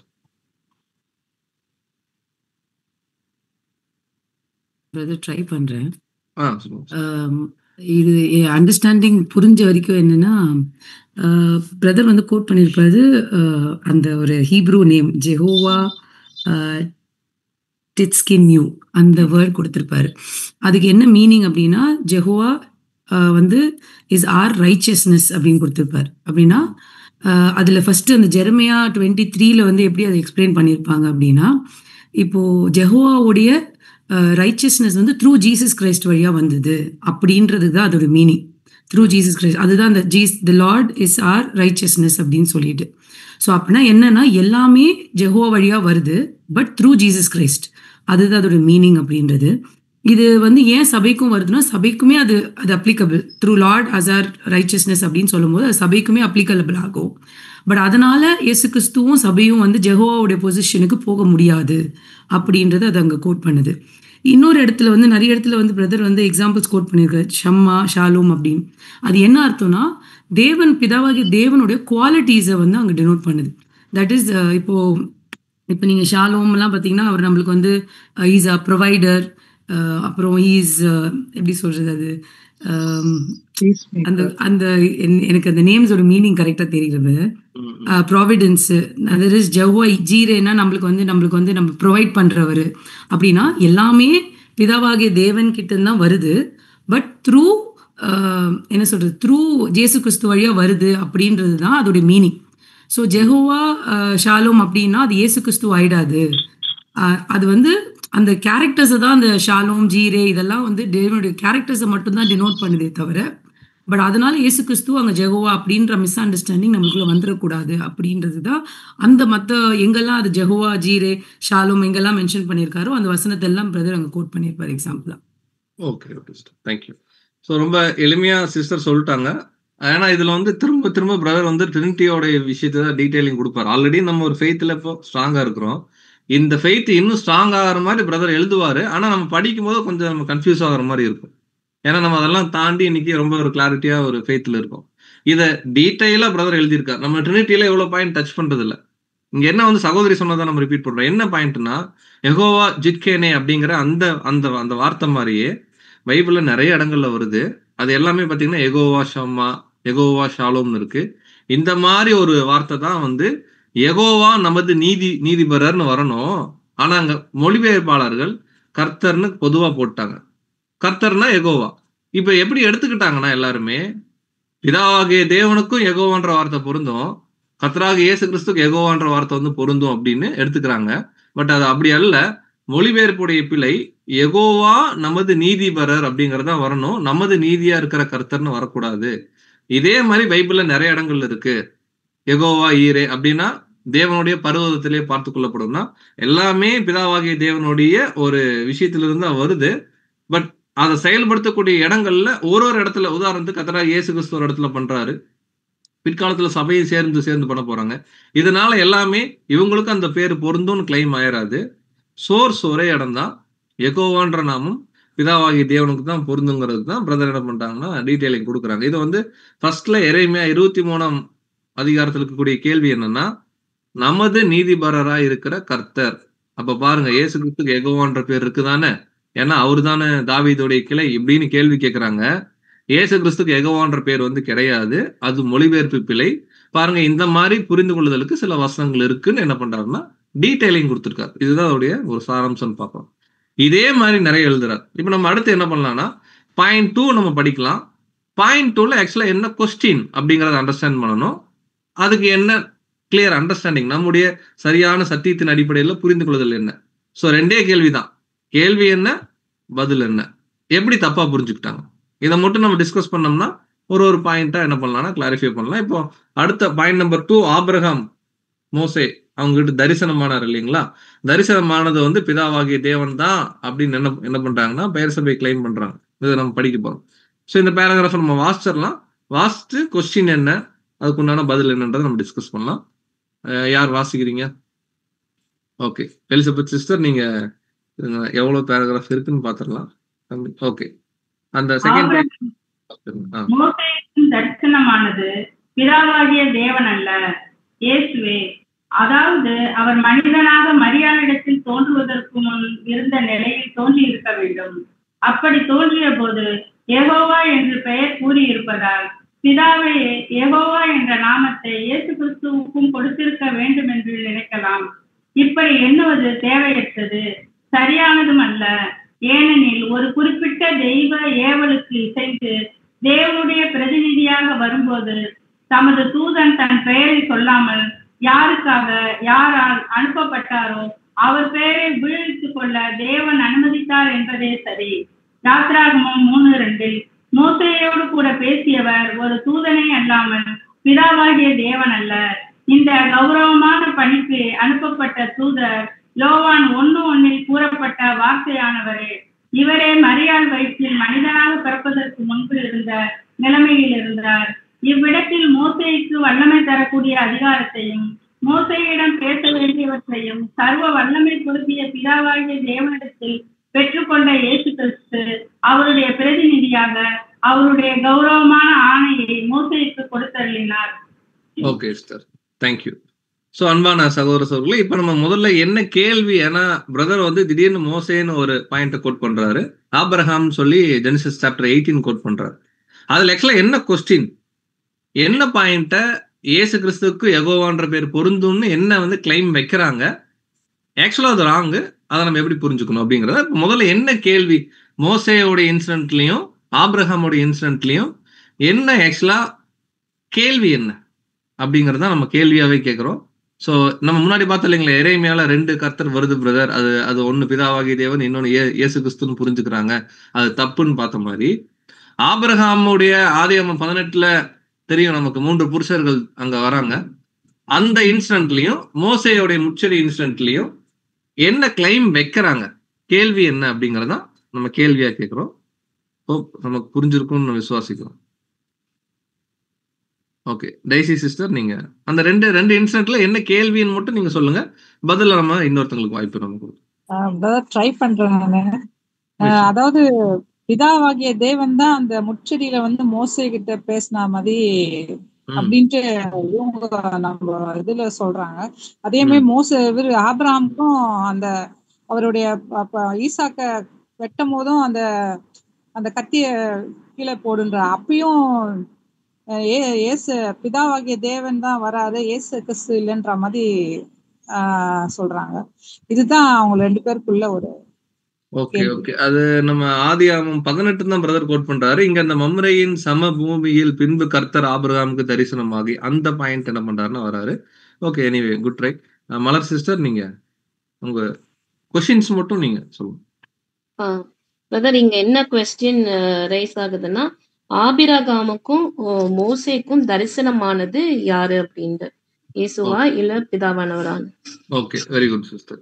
சோ ரொம்ப எளிமையா சகோதரி சொல்லிட்டாங்க. அதாவது என்னன்னா, பின்பு மம்ரேயின் சமபூமியில் கர்த்தர் ஆபிரகாம், அதாவது என்னன்னா ஒரு 3 புருஷர்கள் வராங்கன்னு பாக்குறோம்.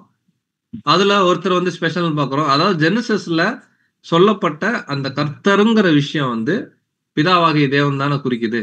அப்ப பிதாவாகிய தேவன் சார்பா இயேசு கிறிஸ்தான் வந்தாரு, அப்ப அவருக்கும் யெகோவான்ற பேர் பொருந்தும் தானே, ஒரு கிளைம்.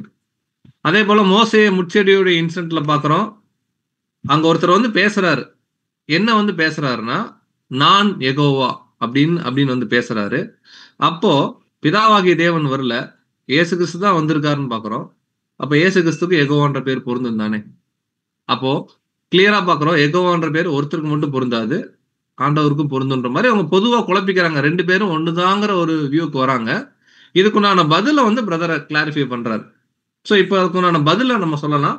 அதாவது ஆபிரகாம்கிட்ட பேசினது யெகோவா தேவன், விச் மீன்ஸ் இயேசு கிறிஸ்து, அவங்களுடைய புரிதல். ஏன்னா 2 பேரும் ஒண்ணுன்றாங்க இல்லையா. மோசே கிட்ட பேசினதும் இயேசு கிறிஸ்து, அவர் தான் யெகோவா அப்படின்னு ட்ரினிட்டி கான்செப்ட்ல கிளைம் பண்றாங்க பெயர் கிறிஸ்தவர்கள். இப்ப நம்ம கேள்வி புரிஞ்சிருச்சு, அதுக்குண்டான கிளியர் பதில் என்னன்னு பிரதர் எழுதியிருக்காரு. அதை ஷேர் பண்றவங்க உங்க கரங்களை உயர்த்தி நீங்க ஷேர் பண்ணுங்க. பதில் ஆபிரகாம் பாயிண்ட எப்படி கிளாரிஃபை பண்றது, அங்க வந்து தேவன் வரல அப்படிங்கிற பாயிண்ட, மோசே பாயிண்ட் எப்படி கிளாரிஃபை பண்றது? சரி, கேள்வி நம்ம வேற மாதிரி கேட்கிறோம். ஓகே, இந்த பாயிண்ட் புரிஞ்சுக்கிற கேள்வி வேற மாதிரி கேட்கிறோம். மோசே கிட்ட வந்து பேசினது யாருங்க? 1 வேர்ட்ல பதில் சொல்லலாம், அப்புறம் அடுத்த கேள்விக்குள்ள. மோசே கிட்ட வந்து பேசினது யாரு? சிஸ்டர் சோனியா, நீங்க. பிரதர், அது வந்து மோசே கிட்ட வந்து பேசினது இயேசு கிறிஸ்து. Okay, very good.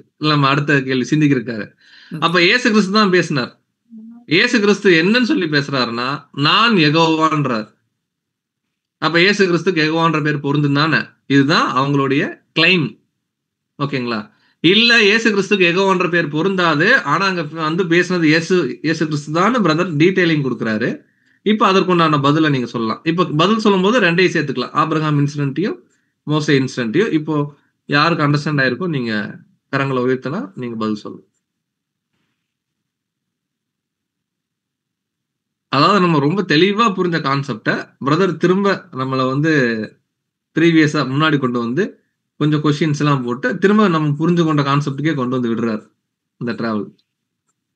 ஓகே, மலர் சிஸ்டர், நீங்க 9:30 ஆயிடுச்சு. இந்த செகண்ட் பாயிண்ட் நம்ம க்ளோஸ் பண்ணோம். சிஸ்டர் நீங்க சொல்லுங்க. ட்ரை பண்ற பிரதர். இந்த 2 இன்ஸ்டன்ட்லயும் வந்து இங்க ஃபர்ஸ்ட் மோசேல வந்து என்ன சொல்றாருன்னா, தேவன் வந்து தூதராதான் வந்து இயேசு கிறிஸ்துவ அவரோட வார்த்தையாதான் வந்து மோசே கிட்ட பேச சொல்லி அனுப்புறாரு, மிகாயேல் ஆர்க்ஏஞ்சலா. சோ அவர் வந்து என்ன கண்டிஷன்ல அப்ப இருந்தாருன்னா, பூமிக்கு வர்றதுக்கு முன்னாடி உள்ள கண்டிஷன்ல, தூதர் கண்டிஷன்ல இருந்துதான் பேசியிருக்கிறாரு. சோ அததான் இங்க இந்த மென்ஷன் ஆயிருக்கு. பேச வேண்டிய வல்லமை. Okay sir. ஆபிரகாமோட இன்சிடென்ட், ஓகே. ஆபிரகாமோட இன்சிடென்ட்க்கு ஏதாவது டீடைலிங் கொடுக்குறீங்களா? அதுவும் அதேதான் பிரதர். இயேசு கிறிஸ்து தான் வந்து பேசியிருக்காங்க பிரதர். ஓகே. இல்ல இயேசு கிறிஸ்து தான் வந்து பேசியிருக்காங்கன்றது ரொம்ப எளிமையா நான், ஏன்னா பிரதர் எழுதுற ஆங்கிள் கொஞ்சம் இப்ப நம்ம டீட்டெயிலா போறோம். ஒரே ஒரு பாயிண்ட், நெக்ஸ்ட் வீக் நீங்க இன்னும் நிறைய படிக்கலாம். ஒண்ணும் இல்ல, ஆதியாமம் 18:1 பேசுது இல்லைங்களா? பின்பு மம்ரேயின் சமனான பூமியிலே கர்த்தர் ஆபிரகாமுக்கு தரிசனமாகி, தமிழ்ல கர்த்தர்னு போட்டிருக்கு. இங்கிலீஷ் பைபிள்ல உதாரணத்துக்கு கேஜேவி எடுத்துக்கிட்டீங்கன்னா லார்ட் அப்படின்னு கேபிட்டல்ல போட்டிருக்கும். அப்ப லார்டுன்னு கேபிட்டல்ல போட்ட இடத்துலாம் யாரதான் குறிக்கும்னா யெகோவா தேவனை தான் குறிக்கும் அப்படின்னு பொதுவா சொல்றாங்க. அதோடைய ரூட் வேர்டு நீங்க எடுத்துக்கிட்டீங்கன்னா கூட பாருங்க, நான் உதாரணத்துக்கு நான் படிக்கிறேன். அந்த Lord appeared unto him in the plains of Mamre அப்படின்னு இருக்கு இல்லைங்களா? அந்த லார்ட் அப்படிங்கிறது கேபிட்டல்ல கொடுத்துருக்காங்க. அதோடைய மூல வார்த்தை H3068 which மீன்ஸ் என்னன்னா, லார்ட் அப்படின்னா யெகோவா அப்படின்னு கிளியரா இருக்கு ரூட் வேர்டு. நம்ம வந்து எல்லாத்துக்குமே மூல வார்த்தைகள் போலாம்னு சொல்லுவோம் இல்லைங்களா? இப்ப மூல வார்த்தை போகும்போது கூட இயேசு கிறிஸ்து தான் வந்தாரு நம்ம வந்து கிளைம் பண்றோம். அவரே கிளைம் பண்றாரு யோவான்ல, ஆபிரகாம் என்னுடைய நாளைக்கான ஆசையா இருந்தானு. ஆனா அந்த மூல வார்த்தை என்னவா இருக்குன்னா யெகோவான் தானே இருக்கு. அப்ப இயேசு கிறிஸ்துவும் யெகோவாவும் ஒண்ணுதானே அப்படிங்கறத அவங்களுடைய கிளைம். இங்க பிரதர் என்ன வந்து கிளாரிஃபை பண்றாருன்னா, யெகோவான்ற நாமத்துலதான் அங்க வந்து வந்தாரு இயேசு கிறிஸ்து. ஆனா யெகோவான்ற பேரு இயேசு கிறிஸ்துக்கு பொருந்தாது. யெகோவா தேவன் சார்புல அவர் பணி செய்யறனால அவருடைய நாமத்தை உச்சரிக்கிறதுக்கு அவருக்கு தேவன் பர்மிஷன் கொடுத்திருக்காரு. உதாரணத்துக்கு மோசே கிட்ட ஐ எம் ஜெகோவான்றார், which means I am that I எம்ன்றாரு, நான் யெகோவா அப்படிங்கிறாரு. பேசுறது யார் அப்படின்னு கேட்டீங்கன்னா மேல வசனங்கள், நீங்க யாத்திராகமம் 3ஆம் அதிகாரத்துல மேல வசனங்கள் போனீங்கன்னா, பின்பு கர்த்தருடைய தூதனானவர் மோசேக்கு தரிசனமாகி ஆரம்பிப்பார். தூதன் தரிசனமாயிட்டு பேசும்போது எப்படி வந்து பேசுவார்னா நான் யெகோவான்னு பேசுவார். இப்போ கேள்வி என்னவா வந்து பெயர் சபைக்காரங்க வைக்கிறாங்க, இல்ல அவங்களுடைய புரிந்து கொள்ளுதல் என்னன்னா, பாருங்க நான் யெகோவான்னு சொல்லப்பட்டிருக்கு, ஆனா வந்தது இயேசு கிறிஸ்து. அப்ப இயேசு கிறிஸ்துக்கு யெகோவான்ற நாமம் பொருந்துங்கிறதா அந்த கிளைம். பிரதர் இதுக்கு சிம்பிளா விளக்கம் கொடுக்குறாரு. இது இயேசு கிறிஸ்துவோடைய லோகோஸா இருந்து அவர் தூதரா வந்து ஊழியம் பண்ண ஒரு காலம். தேவன் அவருக்கு அனுமதி கொடுத்திருக்கிறாரு. அவருடைய நாமத்தை, அவருடைய வேலையை பர்டிகுலரா அவருடைய சார்பா செய்யும் போது அந்த வார்த்தையை பயன்படுத்துறதுக்கு தேவன் பர்மிஷன் கொடுத்திருக்காரே தவிர இயேசு கிறிஸ்து யெகோவா தேவனும் ஈக்குவல் அல்ல. இயேசு கிறிஸ்துக்கு யெகோவா தேவன்கிற பேரு பொருந்தாது. ஸோ இதை மேலும் வந்து அடுத்த பாயிண்ட் 3-4ல போவாரு. நீங்க அடுத்த வாரத்துக்கு ப்ராபப்ளி ஹோம்ஒர்க் நம்ம என்ன வந்து பண்ணலாம்னா, இது கிளியரா புரிஞ்சுக்கிறதுக்கு இங்கிலீஷ்ல கர்த்தருங்கிற வார்த்தை எப்படி இருக்கு, லார்டு கேபிட்டல் இருக்கா? பிரதர் வந்து கோட் பண்ண வசனத்தெல்லாம் படிச்சுட்டாங்க. லார்டுங்கிறது கேபிட்டல் இருக்கா, இல்ல வந்து தடித்த எழுத்துக்கள்ல போல்டா இருக்கா அப்படின்னு பாருங்க. அந்த லார்டுக்கு மூல வார்த்தை என்னன்னு பாருங்க, யெகோவான்னு இருக்கும். ஆக்சுவலா அந்த வசனம் இயேசு கிறிஸ்து பத்தி பேசும். அப்ப எப்படி இயேசு கிறிஸ்து பத்தி பேசுற வசனத்துக்கு யெகோவான்னு இருக்கு அப்படின்னா இயேசு கிறிஸ்து யெகோவா ஒன்னா அப்படிங்கறதான் பெயர் சபையோட கிளைமே. அது அப்படி அல்ல, ட்ரூத் இதுதான் சொல்லி பிரதர் அங்க என்ன பண்றாருன்னா கிளாரிஃபை பண்றாரு. ஏன் நமக்கு கூட அது வந்து பொருந்தும் என்ன பண்றாருன்னு எழுதுறாரு. ஸோ நெக்ஸ்ட் வீக் நம்மளுடைய ஹோம்ஒர்க் என்னவா இருக்கணும்னா, இந்த பாயிண்ட் 1, 2, 3 பிரதர் கொண்டு போறாரு இல்லைங்களா? அடுத்த வாரம் உதாரணத்துக்கு ஒரு 4 பாயிண்ட் படிக்கிறோம்னா, இந்த 4 பாயிண்ட்ல கர்த்தருங்கிற வார்த்தைக்கு இங்கிலீஷ்ல என்ன இருக்கு, அதோடைய மூல வார்த்தை என்ன, பெயர் சபை இதை எப்படி தப்பா புரிஞ்சுக்கிட்டு கிளைம் பண்றாங்க இந்த கேள்விக்கு, ஆக்சுவலா ட்ரூத்தின் அடிப்படையில் இதோடைய பதில் என்ன, நாம இந்த விசுவாசத்துல இருக்கிற நாம இதை எப்படி சரிவர புரிஞ்சுக்கணும் இப்படிங்கிற ஒரு ஆர்டர்ல நம்ம என்ன பண்ணலாம்னா நெக்ஸ்ட் வீக் நம்ம கொண்டு போகலாம். ஸோ இந்த வாரம் நம்ம பார்த்தது 2 இன்சிடென்ட் தான். இந்த எரேமியாவோட இன்சிடென்ட், இப்போ மோசேயோடைய முச்செடி பிளஸ் மம்ரேயின் சமபூமியில ஆபிரகாமுக்கு அவர் தரிசனமானது. ஸோ இதையும் நெக்ஸ்ட் வீக் ப்ராப்ளம் நம்ம ரீகால் பண்ணலாம். ஸோ அடுத்து சில பாயிண்ட்ஸ் ஃபுல்லாமே இப்படிதான் போகும். கேள்வி என்ன, பதில் என்ன, எப்படி தப்பா புரிஞ்சுக்கிறாங்க, நம்ம எப்படி சரியா புரிஞ்சுக்கணும். ட்ரினிட்டியில தெளிவா இருக்கிறோம். தெளிவா இருக்கிறத பிரதர் இன்னும் ஆழமா என்ன பண்ணுவாருன்னா அவர் கொஸ்டின் கேட்டு நமக்கு ஒரு கிளாரிஃபிகேஷன் கொடுப்பாருன்னு பாக்குறோம். ஸோ நம்ம டைம் ஆனனால நம்ம என்ன பண்ணலாம்னா நம்ம இதோட இந்த வாரத்துக்கு உண்டான பெரியன் பகுதியை நம்ம முடிக்கலாம். கொஞ்சம் தாமதம் ஆயிடுச்சு, அதுக்கு மன்னிக்கும்படி அன்போடு கேட்டுக்கொள்கிறோம். பிரதர் வின்சென்ட் அவர்கள் ஹேண்ட் ரைஸ் பண்ணியிருக்கீங்க. பிரதர் ஏதாவது சொல்ல விரும்புறீங்களா? பிரதர் டவுட் பிரதர், அதனால சொல்லுங்க பிரதர். ஹேண்ட் ரைஸ் பண்ணுங்க பிரதர். ஆக்சுவலா நம்ம இப்ப படிக்கிறது என்னன்னா, இது டிரான்ஸ்லேஷன் மிஸ்டேக்னு சொல்றோம் பிரதர். கண்டிப்பா இது கோட் பண்றோம். அப்படி இருக்கும்போது நாம என்ன பாக்குறோம்னா, அந்த மூல பாஷையில போய் பார்க்கும்போது அது அப்பதான் கரெக்டா இருக்குன்னு தானே அர்த்தம். பழைய ஏற்பாடுல கரெக்டா, ஆனா நம்ம டிரான்ஸ்லேட்டர் மிஸ்டேக்னா அந்த மூல பாஷையில எடுத்துட்டு அதை ரெஃபரன்ஸ் வச்சாவே நம்ம கண்டுபிடிச்சிக்கலாமே இதுல இருக்கு, இதுல ஸ்பெசிபிக்கா பண்றதுக்கு என்ன நெசசிட்டி இருக்கு அப்படின்னு ஒரு கொஸ்டின் பிரதர். இன்னொரு கொஸ்டின் என்னன்னா, அந்த யூஸ் பண்றாங்கல்ல அந்த மூல பாஷையில யூஸ் பண்ற பைபிள், அந்த ஜனங்கள்கிட்ட ட்ரினிட்டின்னு ஒரு கான்செப்ட் இருக்கா? அங்க ட்ரினிட்டி கான்செப்ட் வர்றதுக்கு வாய்ப்பு இருக்கா, இல்ல இருக்கா? இல்ல அங்கேருந்து ட்ரினிட்டி வந்து ஸ்ப்ரெட் ஆச்சா? இல்ல நம்ம இந்தியாலதான் தமிழ் நம்ம மொழிபெயர்ப்புல நிறைய மிஸ்டேக்ஸ் இருக்கு. அப்ப தமிழ்நாட்டுல இந்தியாவில பொறுத்த வரைக்கும் தான் அதிக ட்ரினிட்டி மக்கள் இருக்காங்களா அப்படிங்கிற டவுட்ஸ் எல்லாம் இருக்கு. ஓகே, நம்ம என்னன்னா இது வரக்கூடிய வாரத்துல படிக்கும்போது கிளாரிஃபை ஆயிரும். நம்ம கோயம்புத்தூர்ல படிச்சோம், சுருக்கமா நம்ம சொல்றோம். இங்க என்ன ஒரு பாயிண்ட் அப்படின்னு பார்க்கும்போது, ட்ரினிட்டிங்கிற கான்செப்ட் ஆல் ஓவர் கிறிஸ்தவ மண்டலம் முழுக்க இருக்கு. பிரதர் இப்ப என்ன ஒரு பாயிண்ட் சொல்லாருன்னா, அந்த ஹீப்ரூ கிரீக்ல வரக்கூடிய வார்த்தைகள்லயே இந்த வார்த்தை, உதாரணத்துக்கு பிதாவாகி தேவன் தம்மில் தாமே ஜீவனுடையவரா இருக்கிறார், அவரால் மறிக்க முடியுமான்னு கேட்டீங்கன்னா கட்டாயம் மறிக்க வந்து முடியாது. இப்ப உதாரணத்துக்கு இயேசு கிறிஸ்துக்கும் அதே வார்த்தையை போட்டிருக்கிறாங்க, இயேசு கிறிஸ்து மறிக்கலாம். ஏன் அப்படின்னா அவர் வந்து ஜீவன் வந்து கொடுத்தாருன்னு பாக்குறோம். இந்த கான்செப்டை நம்ம அண்டர்ஸ்டாண்ட் பண்ணிக்கிட்டோம்னா இங்க வரக்கூடிய இந்த வார்த்தைகளுக்கு உண்டான விளக்கத்தை நம்ம ஈஸியா புரிஞ்சுக்கலாங்கிறார். விச் மீன்ஸ் என்னன்னா, இந்த தன்மையை சொல்றார். பிதாவாகி தேவனுடைய தன்மை என்ன, இயேசு கிறிஸ்துடைய தன்மை என்ன, தேவ திட்டத்துல தேவன் சார்புல இயேசு கிறிஸ்து என்னெல்லாம் பண்றார் அப்படிங்கறதான் கான்செப்ட் ஓரியன்டா வராது. பட் இது எப்படி வந்து மற்றவங்க தவறா வந்து புரிஞ்சுக்கிறாங்கன்னா, லார்டுன்னு வர்றது எல்லாமே தேவன் தான், கர்த்தர்னு வந்தாலே பிதாவாகி தேவன் தான் அப்படின்னு சில இடங்கள்ல கான்செப்ட் ஓரியன்டா பார்க்கும் பொழுது அதுக்குண்டான விளக்கங்கள் மாறுபடுதுங்கிறதா ஜஸ்டிஃபை பண்றாரு பிரதர். அதுல உதாரணத்துக்கு இப்ப நம்ம பார்த்த எரேமியா 23 பிளஸ் ஆதியாகமம் 18 பிளஸ் மோசே கிட்ட பேச, உதாரணத்துக்கு மோசையோட இன்சிடென்ட்ல ரொம்ப சிம்பிளா புரிஞ்சுக்கலாமே. நான் யெகோவான்னு பேசுறாரு, நான் யெகோவான்ற வார்த்தை கிளியரா இருக்கு, ஐ எம் த டைம் நம்ம பாக்குறோம். இதை தேவனே நேரடியா வந்து பேசினாரான்னு கேட்டா தேவன் நேரடியா வந்து பேசல, அவருடைய தூதன் தான் பேசுறாரு. அதே யாத்திராகமம் 3ஆம் அதிகாரத்துல மேல இருக்கிற வசனங்கள் படிச்சு பார்த்தோம்னா கர்த்தருடைய தூதனானவர் அப்படின்னு தான் பேசுறாரு.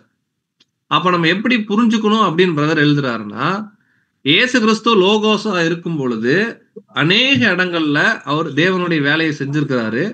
தேவனுடைய வேலையை செய்யும் பொழுது பிதாவாகிய தேவனுடைய நாமம் அவர் பயன்படுத்துறதுக்கு தேவன் பர்மிஷன் கொடுத்திருக்கிறாரு அப்படிங்கறதான் இங்க பாயிண்டா பேசுறாரு. உதாரணத்துக்கு பாயிண்ட் நம்பர் 2ல கூட நம்ம அதான் நம்ம பாக்குறோம். என்ன நம்ம பாக்குறோம் அப்படின்னு பார்க்கும் பொழுது, உதாரணத்துக்கு பாருங்க, பிதாவாகிய யெகோவா என்ற நாமத்தை இயேசு கிறிஸ்துக்கும் கொடுத்திருக்க வேண்டும் என்று நினைக்கலாம். இப்படிதான் நம்ம நினைக்கிறோம். இப்படி எண்ணுவது தேவையற்றது, சரியானதும் அல்ல. இதை இன்னும் ஆணித்தனமா பின்னாடி வரக்கூடிய சினாரியோல பேசுவார். அதுல இங்க சினாரியோல என்ன சொல்றாருன்னா, ஏனெனில் ஒரு குறிப்பிட்ட தெய்வ ஏவலுக்கு இசைந்து தேவனுடைய பிரதிநிதியாக வரும் நம்முடைய ஆண்டவர், அவர் தான் தமது தூதன்றாரு. அவருடைய பேரை சொல்ல முடியும். உதாரணத்துக்கு தேவன் சார்பா இயேசு கிறிஸ்து வராரு அப்படின்னா அங்க வந்து பர்டிகுலரா அங்க மோசைகிட்ட வந்து தேவன் யாருன்னு வெளிப்படுத்தணும். தேவன் யாருன்னு வெளிப்படுத்த இடத்துல இயேசு கிறிஸ்து அவரை வெளிப்படுத்த முடியாது, அங்க தேவனுடைய பேரை தான் சொல்லி ஆகணும். தேவனுடைய பேரை சொல்றதுனால இயேசு கிறிஸ்து யெகோவாவும் ஒண்ணும் இல்லை. இந்த சினாரியோ வருது. ப்ராபப்ளி இன்னும் பெட்டர் அண்டர்ஸ்டாண்டிங்க்கு பின்னாடி இதே மாதிரி கிட்டத்தட்ட ஒரு 7-8 சினாரியோ வந்து பேசுறாரு. இதை நம்ம ரீட் அவுட் பண்ணலாம், நம்ம உடனே இப்ப கன்க்ளூட் பண்ணல, நம்ம டீட்டெயிலா படிக்கலாம், பாயிண்ட் பை பாயிண்டா படிச்சுட்டு கேள்விகள் இருக்கும்போது கட்டாயம் நம்ம என்ன பண்ணலாம்னா வரக்கூடிய நாட்கள்ல ப்ராபப்ளி அடுத்த வாரம் தொடர்ந்து நம்ம நடத்துற மாதிரி இருக்கும். அந்த டைம்ல கூட நம்ம என்ன பண்ணலாம்னா டிஸ்கஸ் பண்ணலாம். நீங்களும் வந்து இங்கிலீஷ்ல எப்படி இருக்கு, ஹீப்ரூல எப்படி இருக்கு, தமிழ்ல எப்படி இருக்கு, பிரதர் ஏன் இந்த கேள்வி வைக்கிறாரு, இந்த கேள்வி எப்படி தவறா புரிஞ்சுக்கிறாங்க, நம்ம எப்படி கரெக்டா புரிஞ்சுக்கணும், இந்த ஒரு வேரியேஷனோட தொடர்ந்து நீங்க படிச்சுட்டு வரும்போது இன்னும் நமக்கு பெனிஃபிஷியலா இருக்கும் அப்படின்னு பாக்குறோம். ரொம்ப சிம்பிளா ட்ரினிட்டியை டீடைலிங் பண்றாரு. அதை நம்ம என்ன பண்ணிக்கலாம்னா புரிஞ்சுக்கலாம். பிரதர் உங்க கேள்வி ஸ்டில் நம்ம பெண்டிங் தான் வச்சிருக்கிறோம். நம்ம என்ன பண்ணலாம்னா தொடர்ந்து நம்ம என்ன பண்ணலாம்னா டிஸ்கஸ் பண்ணலாம்ன்றத உங்ககிட்ட சொல்லுங்க. இல்ல பிரதர், இப்ப வந்து மிஸ்டேக் நடந்ததில்லை பிரதர். அந்த டிரான்ஸ்லேஷன் மிஸ்டேக் நடக்குதுல்ல, இது வந்து தேவன் அனுமதிக்கிறாரா இல்ல இந்த சாத்தானோட ஸ்பிரிட்னால இந்த மாதிரி நடக்கிறதுக்கு வாய்ப்பு இருக்கா? இது ரொம்ப எளிமையான நடக்குது இல்ல, ரொம்ப எளிமையா சொல்றதா இருந்தா, பைபிள் எழுதப்பட்டது தேவனுடைய பரிசுத்தாவின் துணையோடு. ஆனா மொழிபெயர்ப்பாளர்கள் எல்லாமே தேவனுடைய ஆவியுடைய, விச் மீன்ஸ் என்னன்னா தேவனுடைய 100% கைடன்ஸ்ல டிரான்ஸ்லேஷன் நடக்கல. அதுக்கு ஒரு உதாரணம் கூட நம்ம பாக்குறோம். கிங் ஜேம்ஸ் என்ன பண்றாருன்னா, புதிய ஏற்பாட்டு காலத்துல இந்த பிரேயர் சப்ஜெக்ட்ல கூட பார்ப்போம். ராஜ்யமும் வல்லமையும் என்றென்றைக்கு மும்முடித்தேன் என்ன பண்றாருன்னா எழுதுறாரு. ஆனா மற்ற இடங்கள்ல பிரேயர்ல அது இல்ல. விச் மீன்ஸ் என்னன்னா தேவன் அனுமதிச்சிருக்கிறாரு சரியான சத்தியத்தை அவருடைய பிள்ளைகள் ஆராய்ந்து கண்டுபிடிக்கிறதுக்காக. அப்படின்னு நம்ம என்ன பண்ணிக்கலாம்னா நம்ம புரிஞ்சுக்கலாம். ஓகே, நம்ம சொன்ன ஒரு சில ஆலோசனைகள் அடிப்படையில நீங்க வரக்கூடிய நாட்கள்ல நெக்ஸ்ட் வீக் பிரெயினுக்கு நீங்க ப்ரிப்பேர் பண்ணிட்டு வரும்படி கூட அன்போடு கேட்டுக்கொள்கிறோம். பொறுமையோடு இவ்வளவு நேரம் அந்த கூடுகையில கலந்து கொண்ட அனைத்து அன்பு சகோதரர்களுக்கும் மீண்டுமாக கிறிஸ்துக்களான அன்பின் வாழ்த்துக்களை தெரிவித்துக் கொள்ளலாம். தேவன் தாமே இந்த விஷயத்தை நமக்கு ஆசீர்வாதமாக தருவார்.